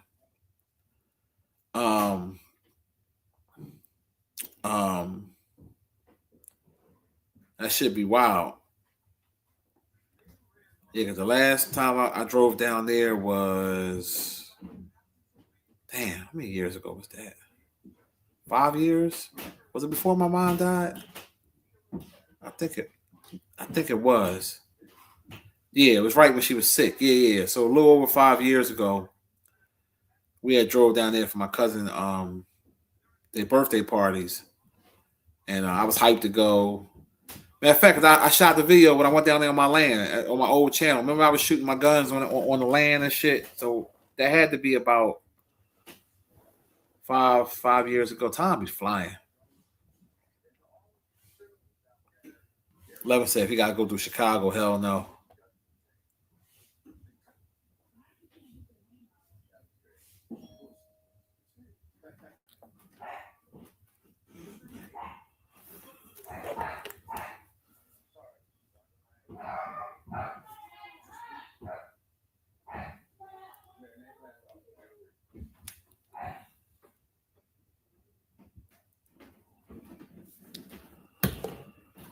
Raven said he won't even drive 2 hours for some pussy. He said some niggas would drive 12 hours just to meet a washed up basketball player just to donate shoes. Are you?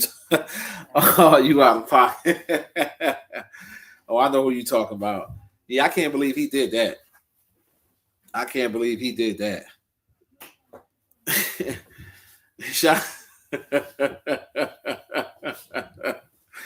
God bless his heart.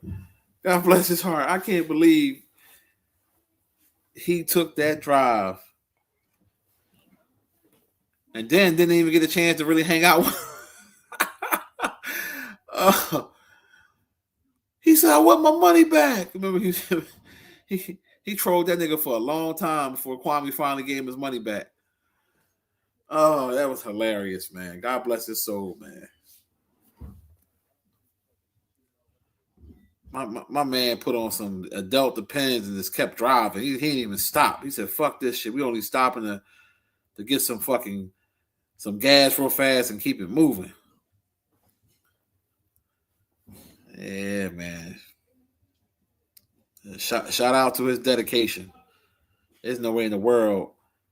Charles Barkley was my favorite NBA player growing up. I ain't driving no 12 fucking hours to see nobody. You remember that? You remember that Trizzy? He said, "On the road again." You remember when I did? You must remember when I did that skit.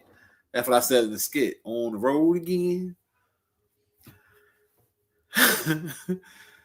Shout out to John Goodwill, boy. What's he been up to anyway? Anybody know? He's still over there screaming and yelling. I haven't seen his channel in a minute. Fucking John Goodwill.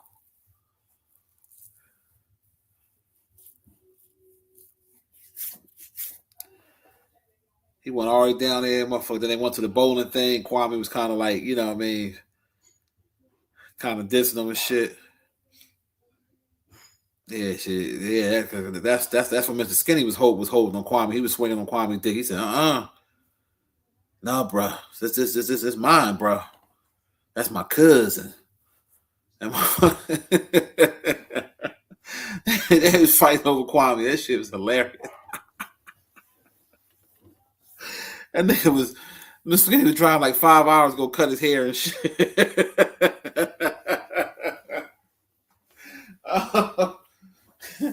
And they said, I'll be there to cut your hair, cousin. Oh, man.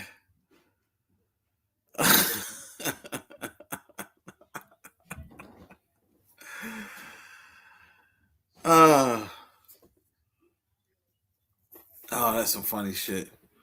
But you know what, dog? Shout out to Kwame Brown, though, because Kwame Brown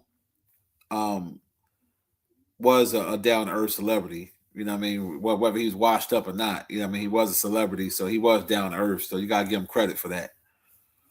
Because you get some celebrities that wouldn't, you know, act like that. Now, some people were attested to their celebrity level. Like they say, if you ain't hot no more, you come kind of humble. But I don't know.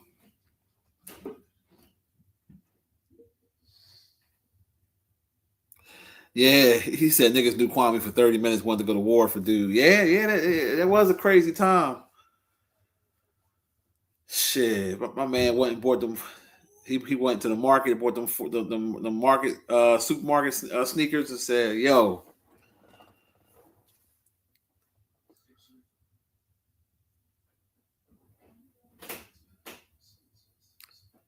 Oh yeah.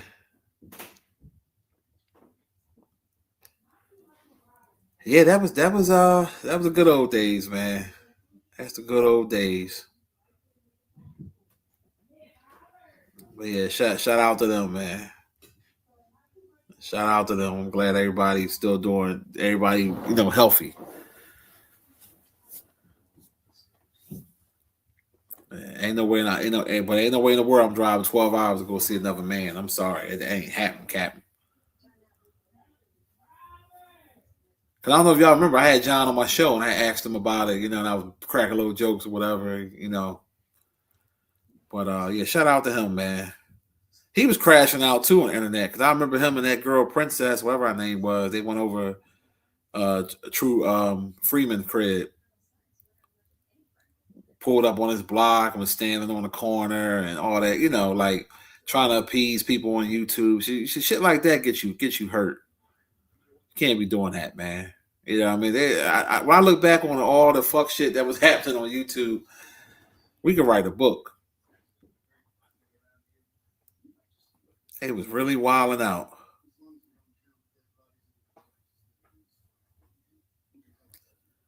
They was going crazy back then, man. Oh my God.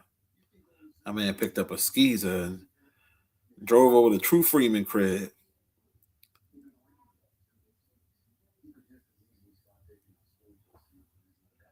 K144. What's up, sweetheart? What's going on? How you feeling today? Hopefully you're doing well. Hopefully you're well. And you're gonna have a good day today. Yeah, it's gonna be a beautiful day today. So I gotta get out and go somewhere. I gotta go somewhere today. When it's nice like that, I can't just sit in the crib, especially when we've been, real bad weather here. I don't know what I'm gonna do, but I'm getting the fuck out of here. This might be the day to wash the vehicles today too.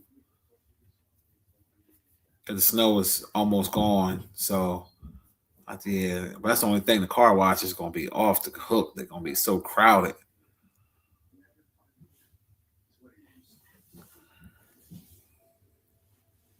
Yeah, I don't know what I'm gonna do today, bro. I don't know. As far as K, I'm doing good. I woke up this morning, so shit. You wake up in the morning, you're doing well. Ain't that how lead attorney say? He be like, lead attorney here. Hope you guys are doing well. So yeah, I'm doing well. I cannot complain at all. I was supposed to go get my hair cut today, but I'll go tomorrow because that's the beauty of dealing with Asians that cut hair and all that. Them motherfuckers open up on Sundays. Black barbers you ain't getting no black barber on Sunday. And if you get a black barber on Sunday, as an appointment, he gonna charge you $500. So yeah, I'm gonna get my hair cut tomorrow morning. And get my shit cut.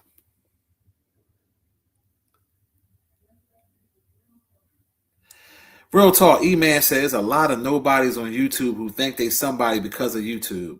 Facts. 1,000% facts. God damn it, shit facts.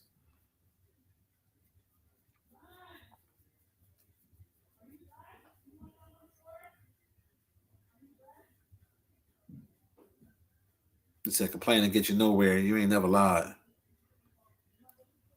You ain't never fucking lied. Real talk. 23 says skeezer pleaser. You like that, huh? You know what? I'm gonna try to call his dad. I'm gonna see if he pick up. See if I can get him to say it. Let me see. He probably ain't gonna pick up though. He be sleeping long, but let me see. I know y'all like I know y'all like that silly shit. Let me see if he pick up the phone.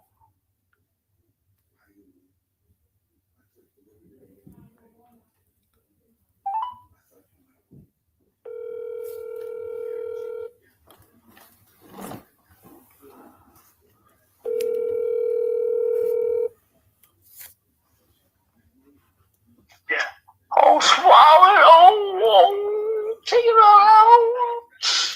Oh, please. Please take it all out. What's the deal, man? What's going on with you? Chilling and watching the news. Oh, please. You still a skeezer pleaser? Indeed. Oh, yeah. I ain't think you was going undercover now. Oh, yeah. You got to watch out for your wife, right? All right, that's it. Oh, you must be. Iraq and shit. It's war now. What happened? It's war. Oh yeah, I saw that. What's you talked to Steve? I talked to him yesterday, matter of fact. He's supposed to call back, he never did. Some cigarettes and stuff, in the mail. Yeah, how's he doing? He's doing good. He's all right. How long he got staying there for? I had a stack idea. It's the time right now. Oh man. I put like in a transitional house. Hopefully. Yeah, you know, I had to hear it. Or you go, oh. Ain't that the truth? You must have been in a good mood because you don't know you ain't been doing it in a while. Last night. Are you had your wife last night? Yeah. What kind of noise you made with her? Oh, sweet Jesus. Sweet Mary God. Jesus. You ain't tell her to swallow it? And then, you know that. You don't, it's a violation. You said if she don't do it, what? If you don't do it, it's a violation. Oh yeah, it said a violation on swallow. Did you beg for it? Right. Shit. Better. Shit. Oh, better.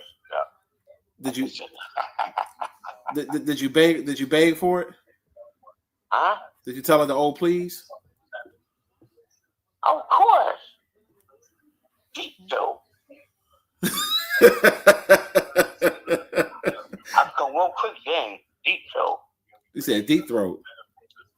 I come real quick then. In the throat. I come real quick then. I'm a natural old man. A natural. I come real quick in the throat. Deep throat now. A master blaster. Oh! Had to swallow it then. Had to swallow it. They're gonna spit that shit out. Had to swallow it then. Hell, baby. Can't. You're much better then. Where you at right now? Home? Yeah, I'm at the crib chilling, man. It's falling back, man. I want to get a quick laugh, man, because you said you said.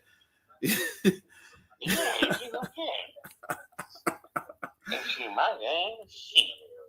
You said it was a super shot. Explosive. Deep though. You said it's really deep though. Explosive, When you're stuck in it, like a regular nut. I don't like that like deep though. Oh. So shaking and stuff. Yeah. I love that stroke though. It's better. It is. It's much better. Did you try it? Did you grab the back of her throat? The back of her head? You damn right. Don't stroke. It's much better. I'm telling you, it's much better. Much better. Oh and man. That's what I'm saying about it. Oh, that's good, man. That's beautiful, man. It's more than beautiful. I see butterflies flying around. You saw butterflies flying around. Yeah. Now, when you put it down her throat, did you do your famous oh? Of course. Like please. You gotta beg for it. I like that noise. I love it. Down the throat. It's better. It's much better.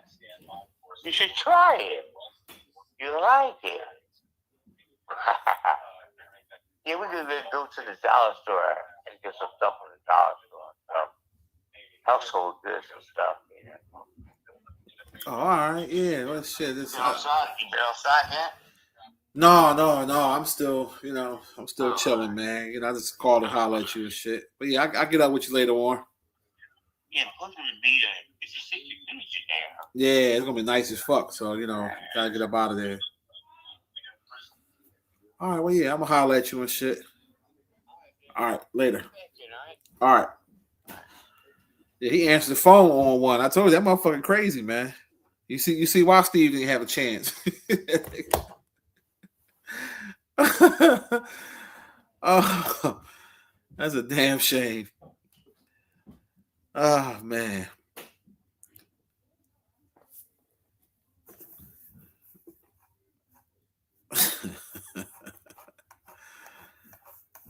Motherfucker said, "Oh please, oh please, oh please, oh please, swallow it." Oh man, I told y'all I don't be making this shit up. These motherfuckers be characters, man. When I first met his pop, they were telling me that shit. I said, yo, y'all. I said, this is a real dysfunctional family. I ain't never seen no shit like that before.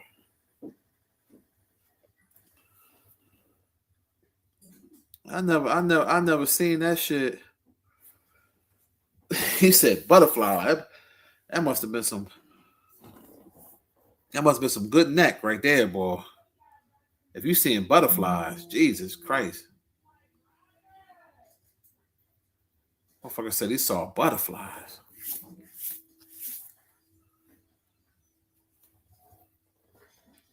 He kept saying you should try it. Like if though you're gonna offer your wife services to my meat and shit. You know what I mean? I started to say that, but I said I ain't gonna say nothing.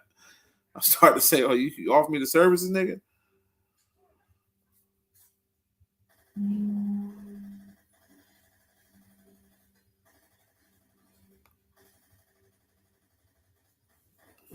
Yeah, you ain't never lied, Raven. I can see him being in Friday as the next John Witherspoon. Kept saying you should try it. I'm like, that's why I left that one alone and shit. Well, his wife, she ain't no looker, you know. She is not a looker. So I wouldn't want it anyway, but I'm good. But he kept saying you should try it. Like, put a paper, like, all right, motherfucker, I'm gonna keep saying I'm gonna put a paper bag over her head and cut a nice hole in the mouth.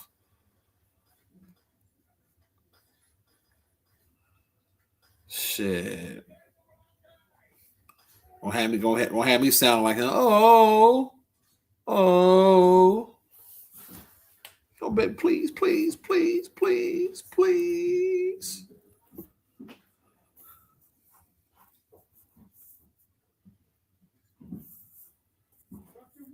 And the crazy part about it is he's funny without even trying to be funny. You know what I'm saying? He just a naturally funny, simple man. Shit, man. It's a damn shame.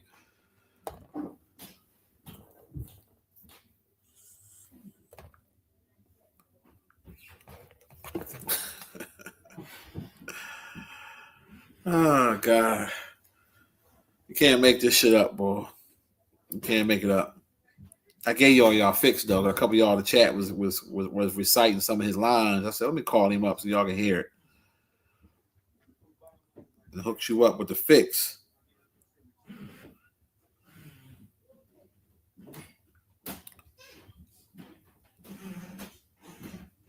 Connect, what's the deal? Morning to you.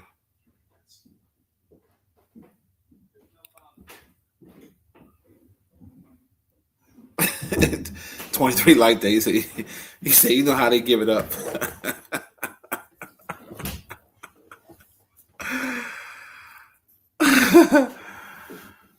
Oh shit.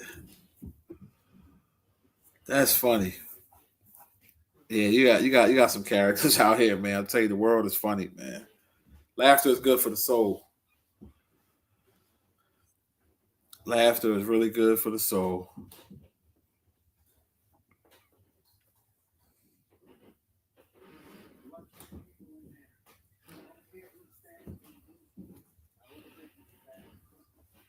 Yeah, well, hopefully Steve is get his shit together when he get out again. But if he keep going back to where his pop at, it's not going. He going he ain't going he ain't going he gonna keep going back. Darren, what's the deal?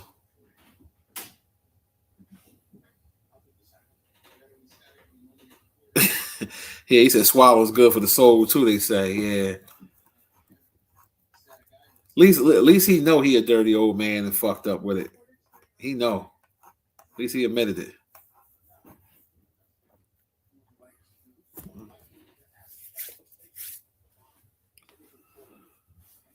His wife is younger than him. His wife is around Steve age, if I'm not mistaken. Yeah, she in her 40s.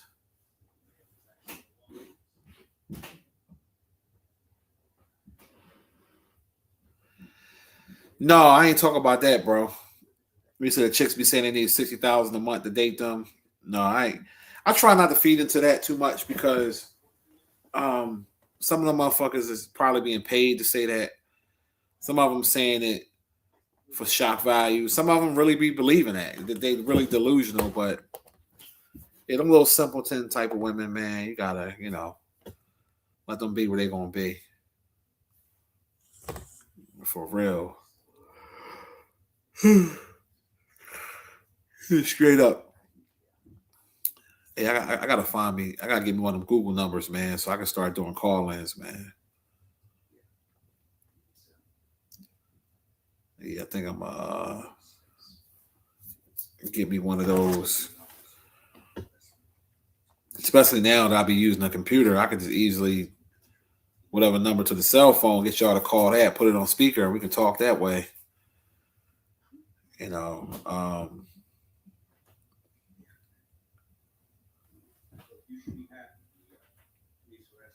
Are you going to the movies later on today? That's what's up. Ain't nothing wrong with that. Which car came out? Didn't Scream 7 come out? Shit, I might take my daughter to go see that. Let's see something. When did the movie Scream 7 come out? Oh, it came out yesterday. Shit, yeah, that might be something we can do. Yeah, we might go see that. Motherfucking Scream 7. Yeah.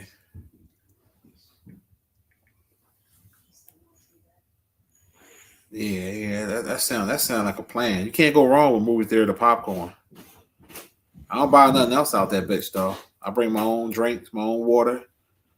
We eat afterwards. I'm not paying $5-6 for a hot dog. They can suck my swipe. I only used the pocket camera. I only used it like once. One of the videos I shot in my game room. I only used it once so far. I haven't really been. I ain't been really going hard with doing a bunch of content until I monetize. Like it's no point of me going hard with content if I can't get paid at this point. You know what I'm saying? So stuff I do now is more like stuff I feel like doing. But I supposed to get monetized by the end of next month.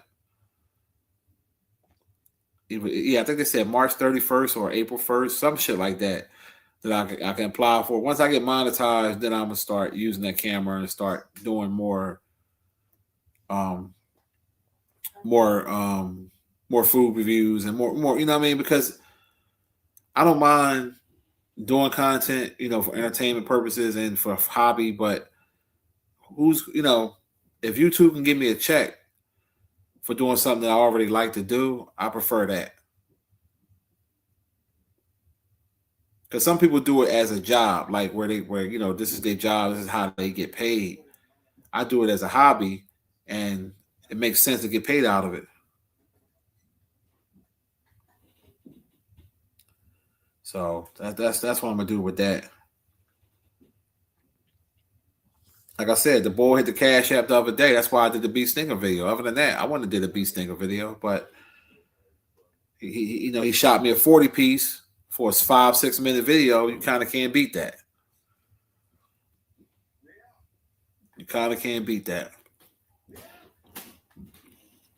But think about it. Most content creators that y'all watch, they already monetize. They're not going to do that shit for free. Especially all them editing videos and all. They're not doing all that shit for free. I'm one of the most throwback content creators that done it for free and got paid for it. But shit, if they demonetize Star Report channel, you think he would go up there and do live shows for free? No, he ain't gonna do that shit. You think the lead attorney will go up there and do his videos for free? Nope. Shit, there's a lot of work, editing, time, and effort with that. Not even just with that, just just your time in general. Like right now, I ain't got nothing to do, so I don't mind sitting in my chair, my comfortable chair, talking to y'all. But I ain't gonna take away from family time, especially if I ain't getting paid. Fuck no. It's too early to go out now. We're gonna go out in the afternoon. and then I get my day started. But yeah, YouTube always give me a hard time, so they I'm gonna switch to the when they monetize. I'm gonna switch to the call-ins to make the shows even better. So when we do the live show, we can get people calling in and stuff like that, and that'll make it even better. Like I technically can make a Google number right now if I wanted to and get people to call in, but I'm not doing all the extra work. And motherfuckers don't even hit the cash app. Like, nah, I'm just not doing it.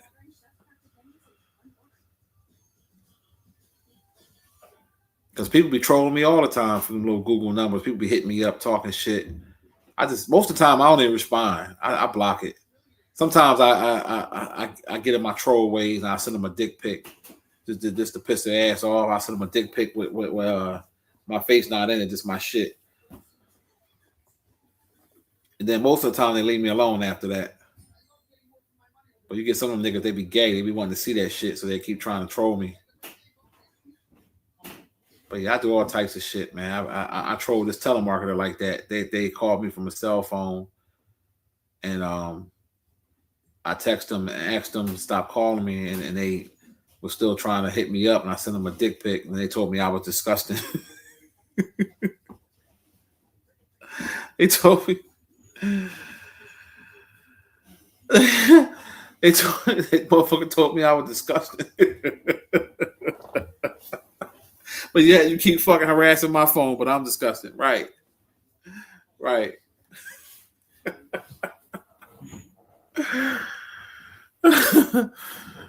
Oh shit. I actually got that trolling from Charleston White because I saw him do that to back in Charleston White earlier days, years ago. People kept calling his phone, fucking with him, and he sent them dick pics, and the cop was like, "Why would you do that?" He's like, "Why you keep calling my phone?"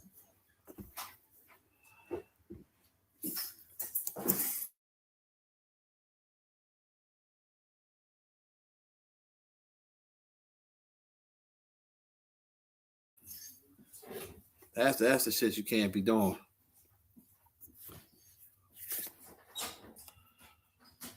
Shit.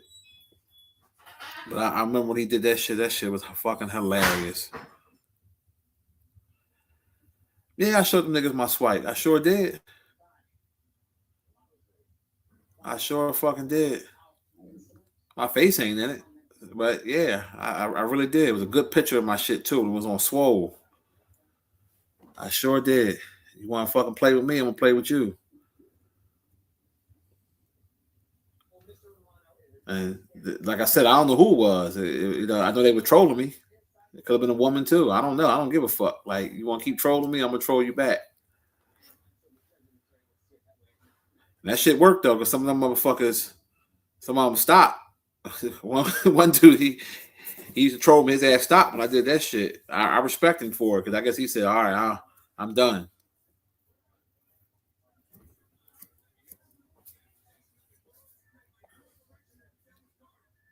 Shit, for real, you shouldn't be trolling this fucking motherfuckers for no reason. Like, come on, man, who does that?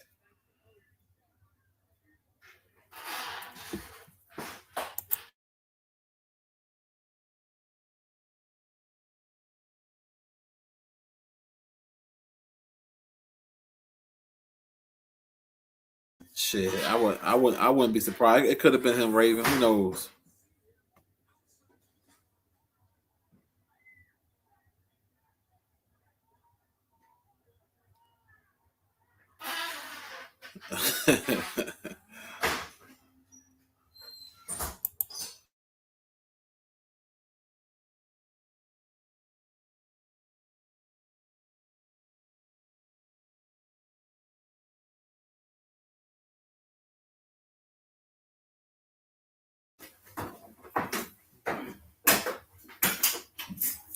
Sorry.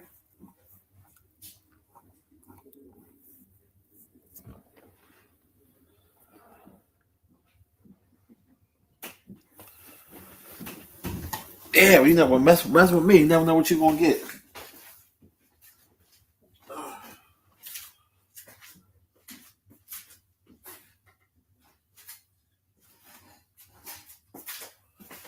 Never know. You never know what you gonna get.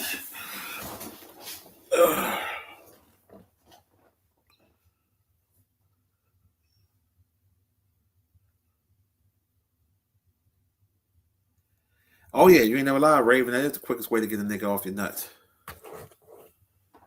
My motherfucker keep. Especially, I like to do it to the ones that the telemarketers that call from cell phones. Them Habibs, I love to troll them. I get a kick out of that shit.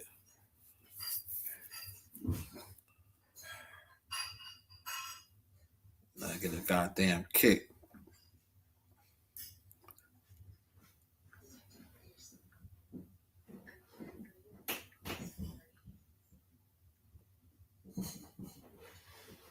But you know, it is what it is.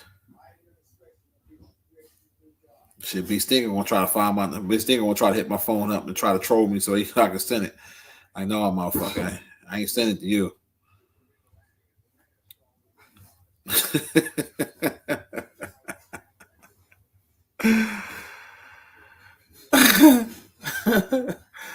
motherfucker want to see it.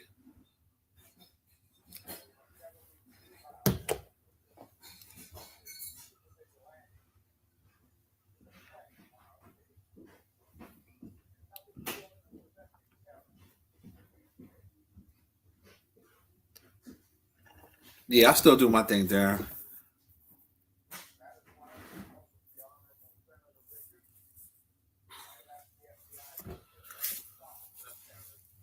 Oh shit! Yeah, I still do my thing.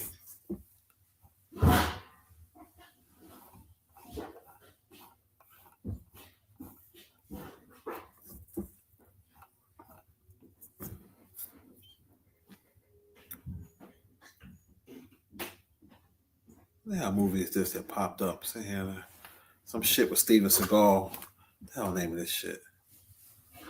Code of Honor. I never even seen this movie.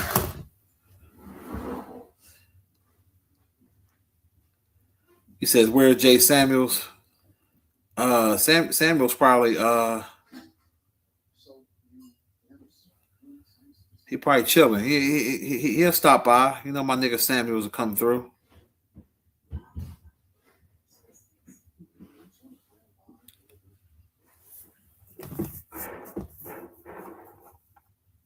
Yeah, Samuels will come through. Shit, he probably still asleep, man. You know, some people don't get up. Everybody don't get up early, even though it's 11:30. But shit, you get people that be knocked out.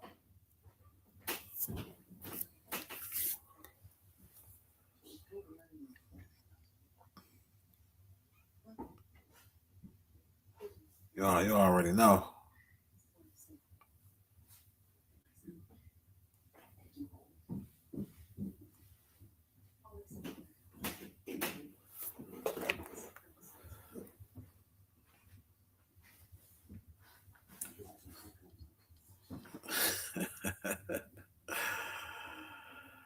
Yo, why they got a song? It's an AI song though, but it's supposed to be T.I. Elvis' son, the one that played the guitar, going at 50. But I'm pretty sure it's an AI song. But the shit sound good though. I ain't gonna lie. Did y'all hear that, John?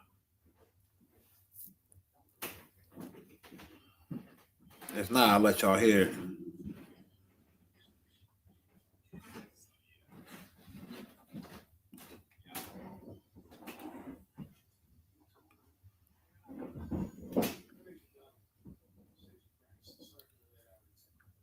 I'm pretty sure it's an AI song because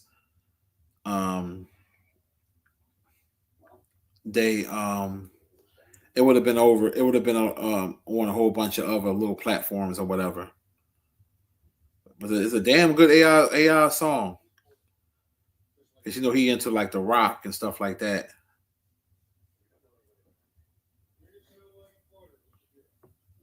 But yeah, I'm gonna let y'all hear it. Y'all ain't hear it. I gotta find it real quick though. Yeah, his other son named Buddy Red.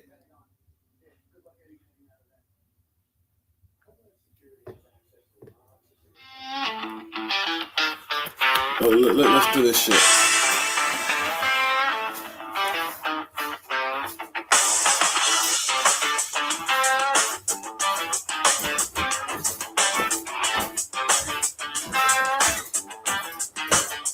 $2 ain't nothing but 50 cents. $2 and mama can't make the rent. $2 get rich or die trying. I got $2 and $2 getting spent. You got shot 9 times, we can make it 10. You got shot 9 times, we can make it 10. You got shot 9 times, we can make it 10. You got shot 9 times, we can make it 10. Watch your mouth, you don't got no respect. That tough guy act don't mean nothing to us. Stay in TV land, stay out of thinking. It's real tough guys that will bleed for us. $2 ain't nothing but 50 cents. $2 in mama can't make the rent. $2 get rich or die trying. I got $2 and $2 getting spent. You got shot 9 times, we can make it 10. You got shot 9 times, we can make it 10. You got shot 9 times, we can make it 10. You got shot 9 times, we can make it 10. You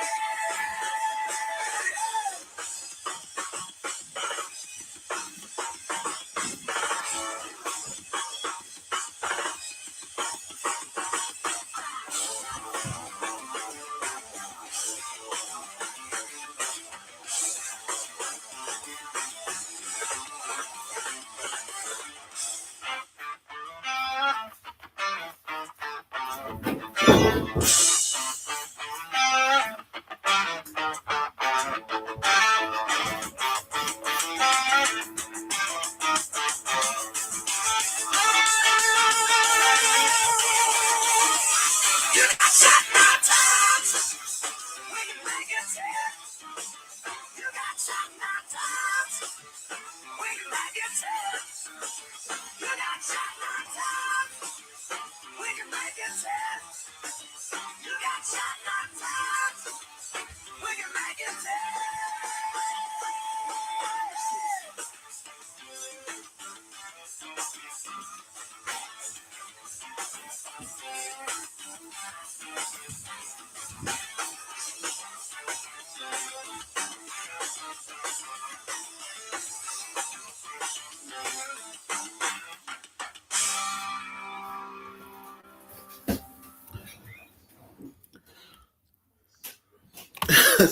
This motherfucker said, "You got shot 9 times. We can make it 10." Yeah, but I think that's the AI, Joe. I'm pretty sure it is. But the AI is something crazy. That shit is something crazy. That's out of pocket.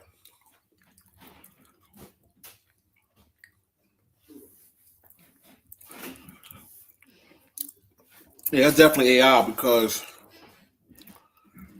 while I wasn't listening to his singing, the voice is different. So, but if you don't know, you don't know. It's still a good song though.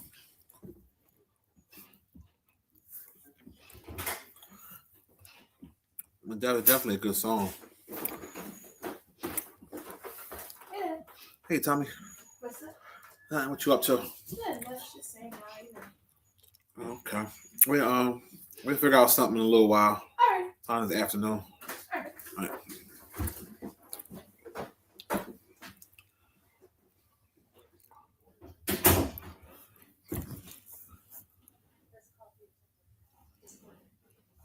Yeah, they roasting the hell out of him and shit.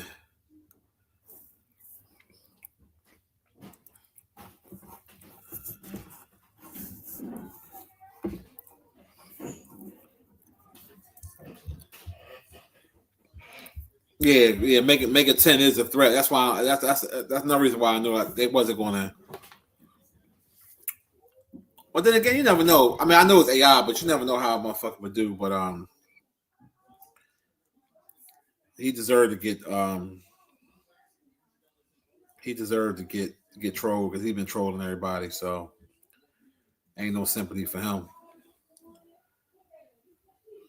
And not to mention him losing the battle and all that. It's just verbal mental warfare. That's all it is. Ain't no real. Ain't really losing nothing.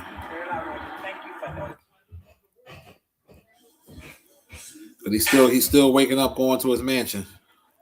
Yeah, we got into it. It was this for me, man. All right, yes, sir. You know, so that's how that go.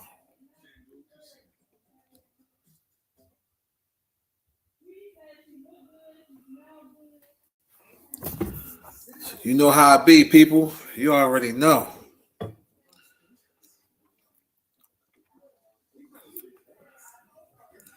No. I don't know why that part of Sugar Hill tickles me that much, but it just do. Even though it was the fucked up part, I'm glad she got her revenge at the end of that scene. But y'all know what I'm talking about if you've seen the movie Sugar Hill. I'm gonna try to find a clip. I'm gonna try to find a clip I'm talking about.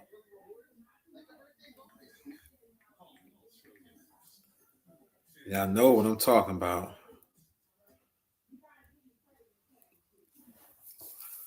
Because I gotta know how to word it to find the clip because it don't just pop up. But I have seen the clip before.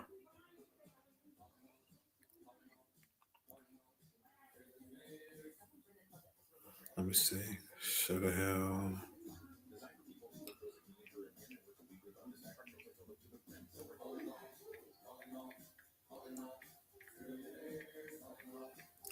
I wish I could meet the actor to ask him like how many takes they had to do that part.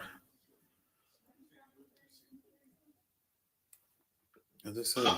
Yeah, here it go.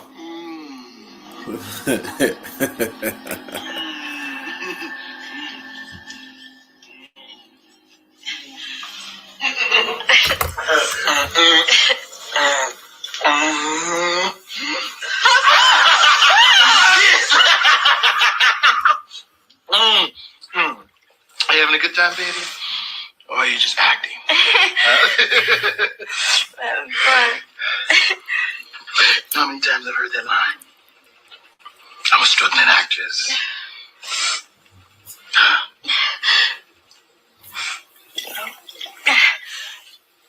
Let me tell you what you are. You are a fucking... That's what you are. A fucking skeezer. Isn't that right? Huh? Isn't that absolutely fucking right? Yes. Huh? I can't hear you. Yes. Yeah. It's starting to stop. Okay, baby, I'm sorry. You okay, baby? Look, I'm sorry. Did I hurt you? No. I'm sorry. It's okay. I'm sorry, baby. You all right? Yes. Come here. No champagne? No. You sure?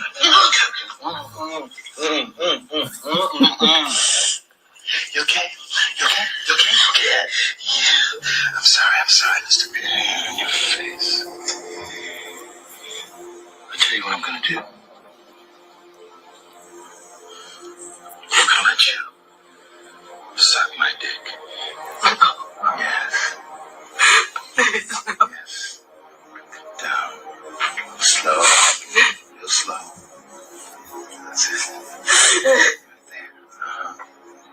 No. Yes. Slowly. Right. Stop.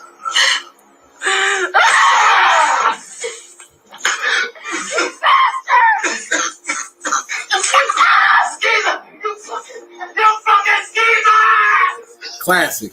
See, the moral of the story was he was tripping, right? And he was bugging out. But she got her revenge at the end, which I was happy that she did because I didn't like him hitting her and all. He was out of pocket with that shit. But then when he told her he wanted her to suck his dick, and she went down, she punched him dead in his shit. He got exactly what he had coming. But the scene was, I wonder how many times they took that scene because you got to put yourself in a mindset of being a monster to play that scene because I couldn't do that. Like I couldn't do that to a woman, beat on her, and then ask her this, And then he said it to her like it was a goddamn a treat. He said, "Well, let me try to reenact it." He said, "You know how many times I heard? I'm a struggling actress. You know what you are? You are a fucking skeezer, a whore. That's what you are, a whore. Come here. I'm sorry. Look at your face. Come here. Did I hurt you? No. Okay. I'll tell you what I'm going to do. I'm going to let you suck my dick. No. Yes. Lay it down. Nice. And she hit that nigga in them fucking nuts. It was a wrap. That was a wrap. Yeah, that's what Raven said. That's what B Stinger should have did to Bambaataa. That's what Hassan should have did to Bambaataa. Shit. That scene was crazy as shit, though. Oh, man, classic. Because remember, if you remember the movie, she thought she was hot shit when she got with him after her and Romello broke up. Somebody in the comments said they feel like the modern woman would have sucked his dick. They definitely would have. And then why would you want a motherfucker to give you some head after you've been smacked her in the mouth twice? He said, yes.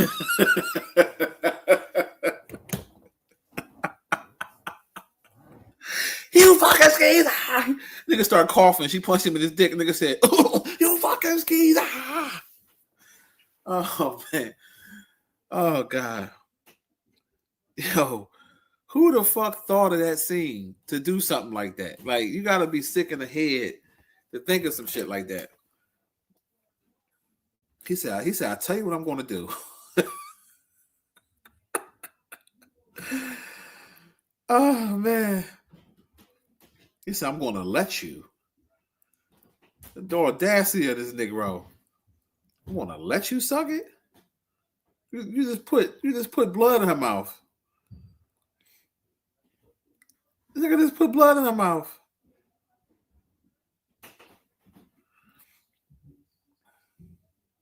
Oh, God.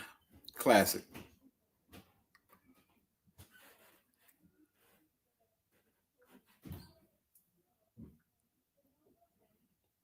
You said something Diddy would do. Yeah. I can see Diddy doing that. High and shit. I can see him doing that. You ain't never lied. That's why I would love to ask the actor, like what mindset that you have to get in to play that part, to play that scene, because you got to go to a dark place to do that. And I get that it's only acting. You know what I mean?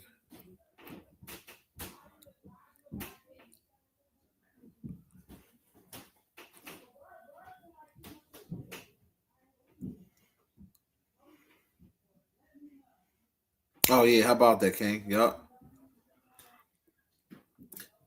He said, you know how many times I heard I'm a struggling actress?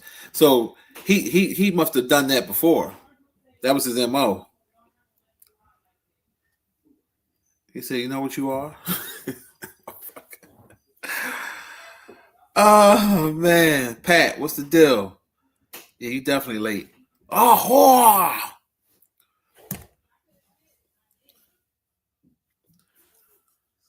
Yeah, if you never see that movie, I recommend it, though. Sugar Hill was a good movie, though. All jokes aside, that was a good movie. The part when they got back at the guy that killed their friend, they was singing, shooting them. That's my favorite part of the movie. And then he pissed on him and shit.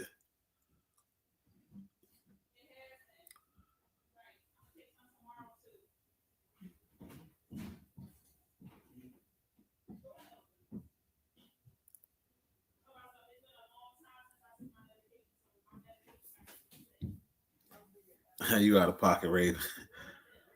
You out of pocket.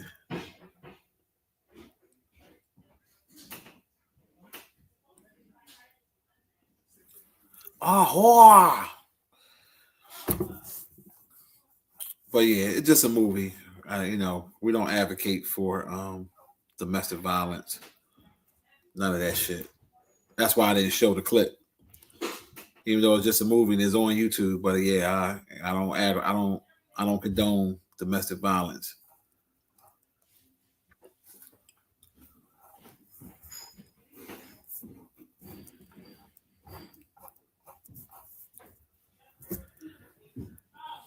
And the scene was good because it was funny and she got her revenge at the end.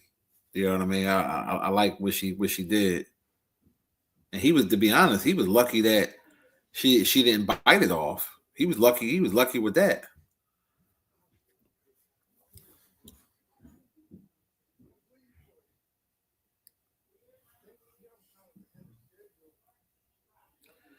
Raven a nut. He gonna say, you know how many times I heard you aspiring rapper? What Bam would say. Gender, that brother, never met that brother whatsoever in life. You gotta hit up the council. What do you say? I gotta hit the council members. Shit, Bam said, "Fuck that shit." He ain't want that shit getting out that he was a homo. He didn't want that out. Man, so it's the agenda. It'd be me today, you tomorrow. Shake up some council members and people that was in my presence. And that brother wasn't in my presence. No, he was in your presence. That motherfucker was in between your legs.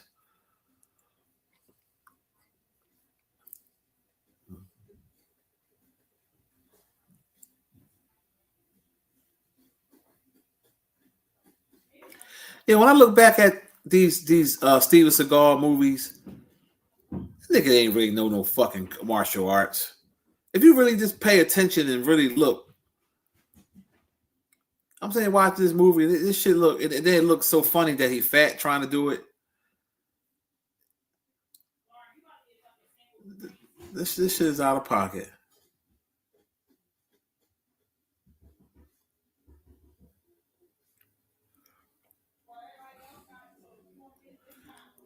Cause like Jet Li, Jackie Chan, what's the other guy? Michael Jawad, Michael White, Michael Jai White. They know that shit for real. So they be doing that shit really in their in the movies.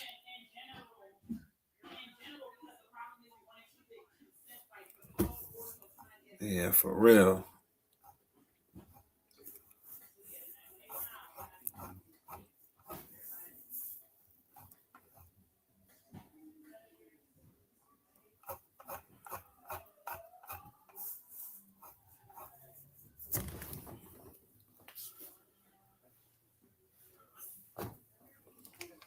Yeah, cause I never even seen this movie. It just popped up when I was watching one of the apps.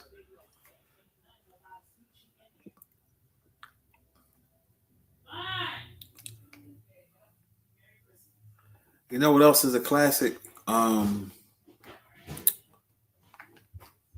Fucking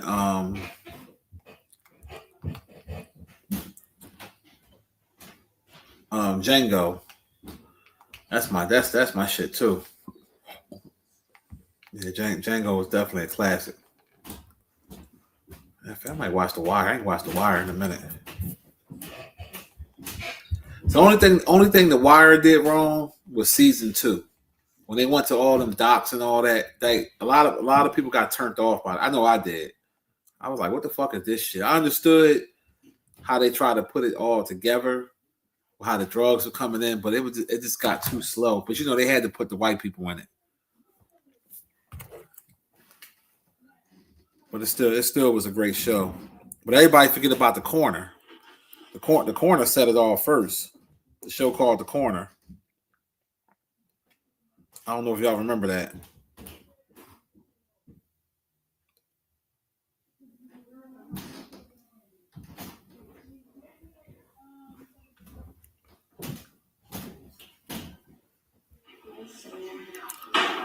Yeah. Season 2 was out of pocket. I don't know what the hell they was thinking. They was out of pocket.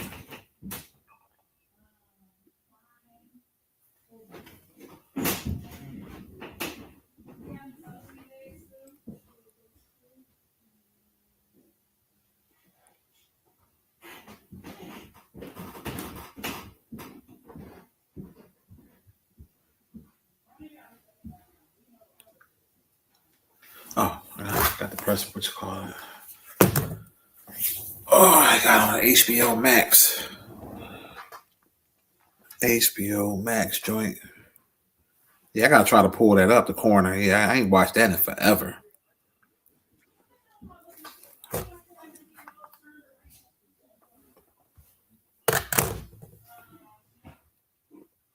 We're talking about The Wire season 2. Wilcox trying to kiss Raven ass now. They almost got into it. We'll see you talking about and see Raven. What you talking about in season 2?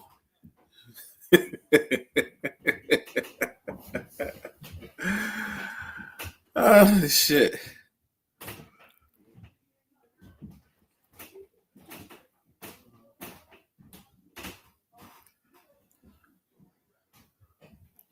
Yeah, because a lot of people don't know that's when Michael B. Jordan first got his start. He was on The Wire. He was Wallace on The Wire.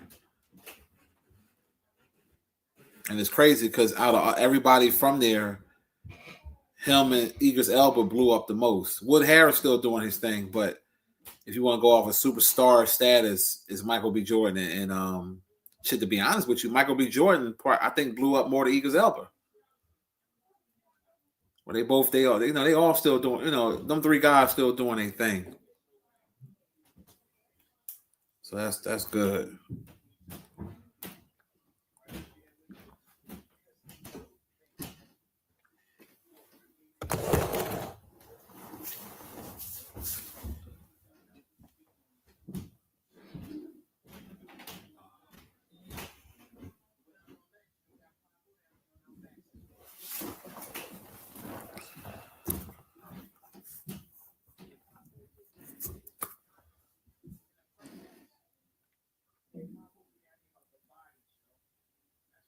Yeah, and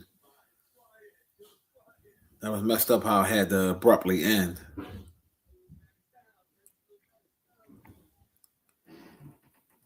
And which Carter still got a nice acting career too. Bubbles, the crackhead from The Wire, he's still doing his thing.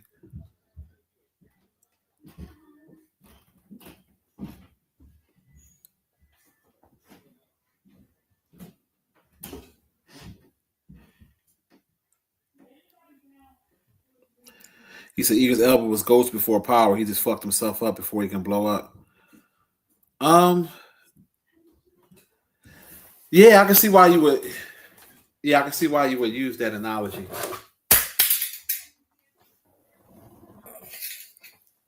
But see, they dropped the ball with Power, with the original Power, because they couldn't, the contract dispute, or they wasn't paying what's his name, Marvy Hardway or whatever. They wasn't paying him, and he made the show. Don't get me wrong, Tommy did his thing and everybody else too, but he made the show. And that's why you think after all those years, they kept bringing him up and talking about him, because he had that much of a lasting impression on the show.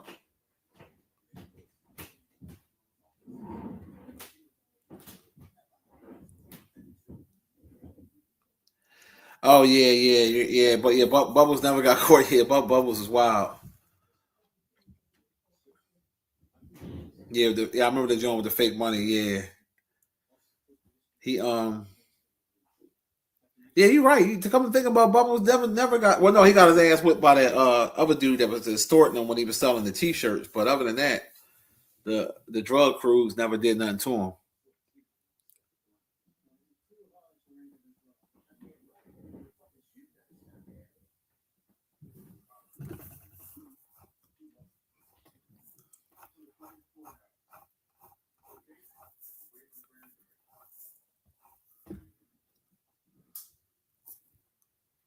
Yeah, but it was a well put together show. It just this season 2, but it's no different from the Sopranos. Sopranos was good, but they had a season. I'm trying to remember what season it was, but I didn't really care for it too much. Like but I used to fuck with The Wire and the Sopranos heavy.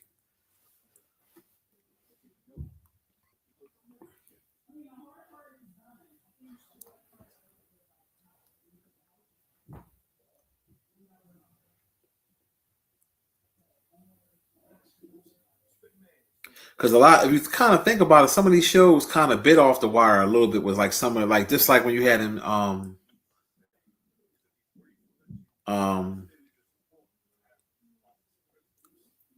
kind of like in Power to a certain extent with certain things.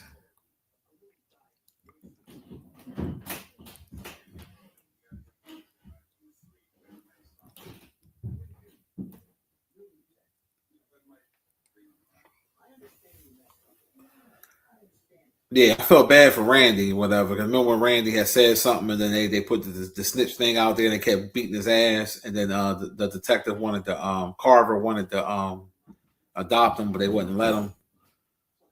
And he was fucking him up in that boy's home. I was happy Snoop got hers because Snoop was trying to.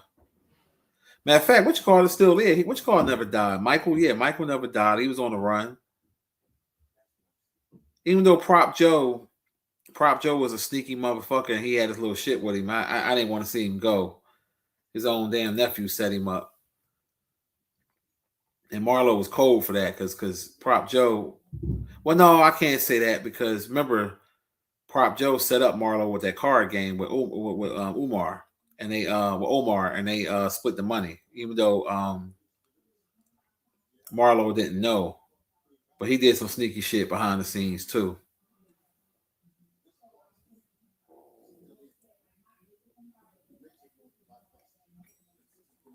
Yeah, because it's the card game and the shipment too. Remember, he had Marlo steal the shipment. I think he had something to do with that. That part I can't remember because I know he made them buy the shit back, but he might not have nothing to do with that part. But definitely the card game.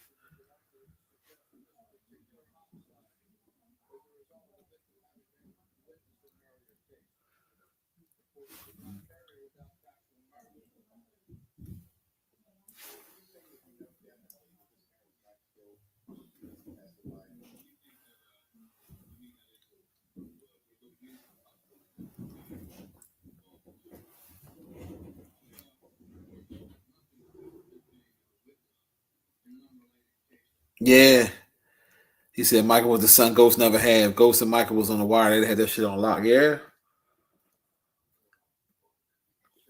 See, Marlo seen that Michael was an asset.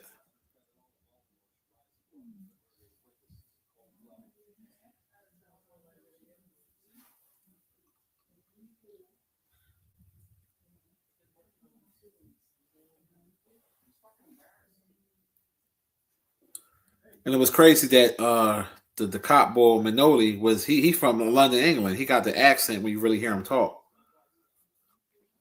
So the fact how he changed his voice was kind of fly. Same thing with Eagles Elber, because a lot of people didn't know for a while that he was British.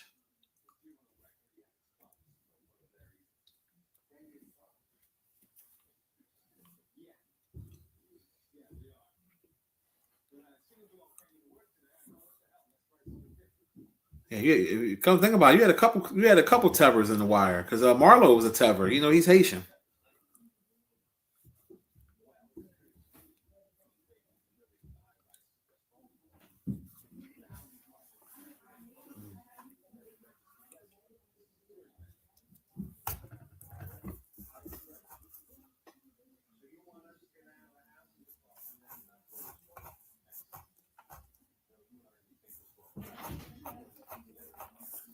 Hold on one second, y'all. That was this.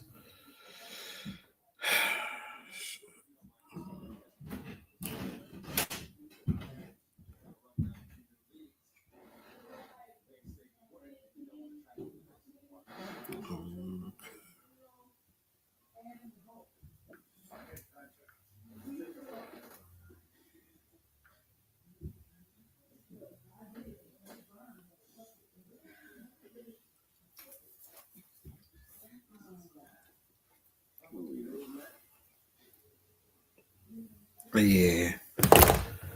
Hey, I'm back.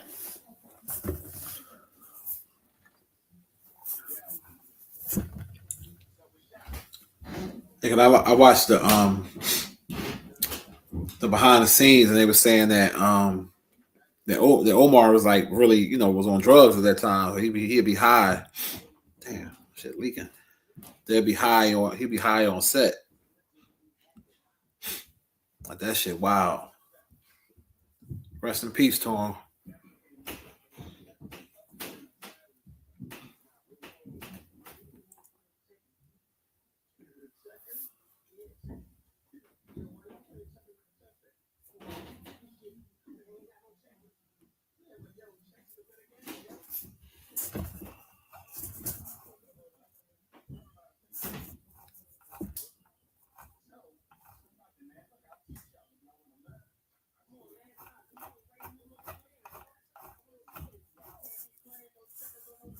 But yeah, y'all, I'm about to get my ass off of here. It's already 12 o'clock. I'm going to start getting dressed so I can figure out, man, baby girl going to do today. Shit, I'm debating if I'm going to do the movies or what. I don't know what the fuck, man. I don't know. But anyway, enjoy y'all Saturday, man. Get out. If you can get out, get some fresh air. And I'm going to holler at y'all later on.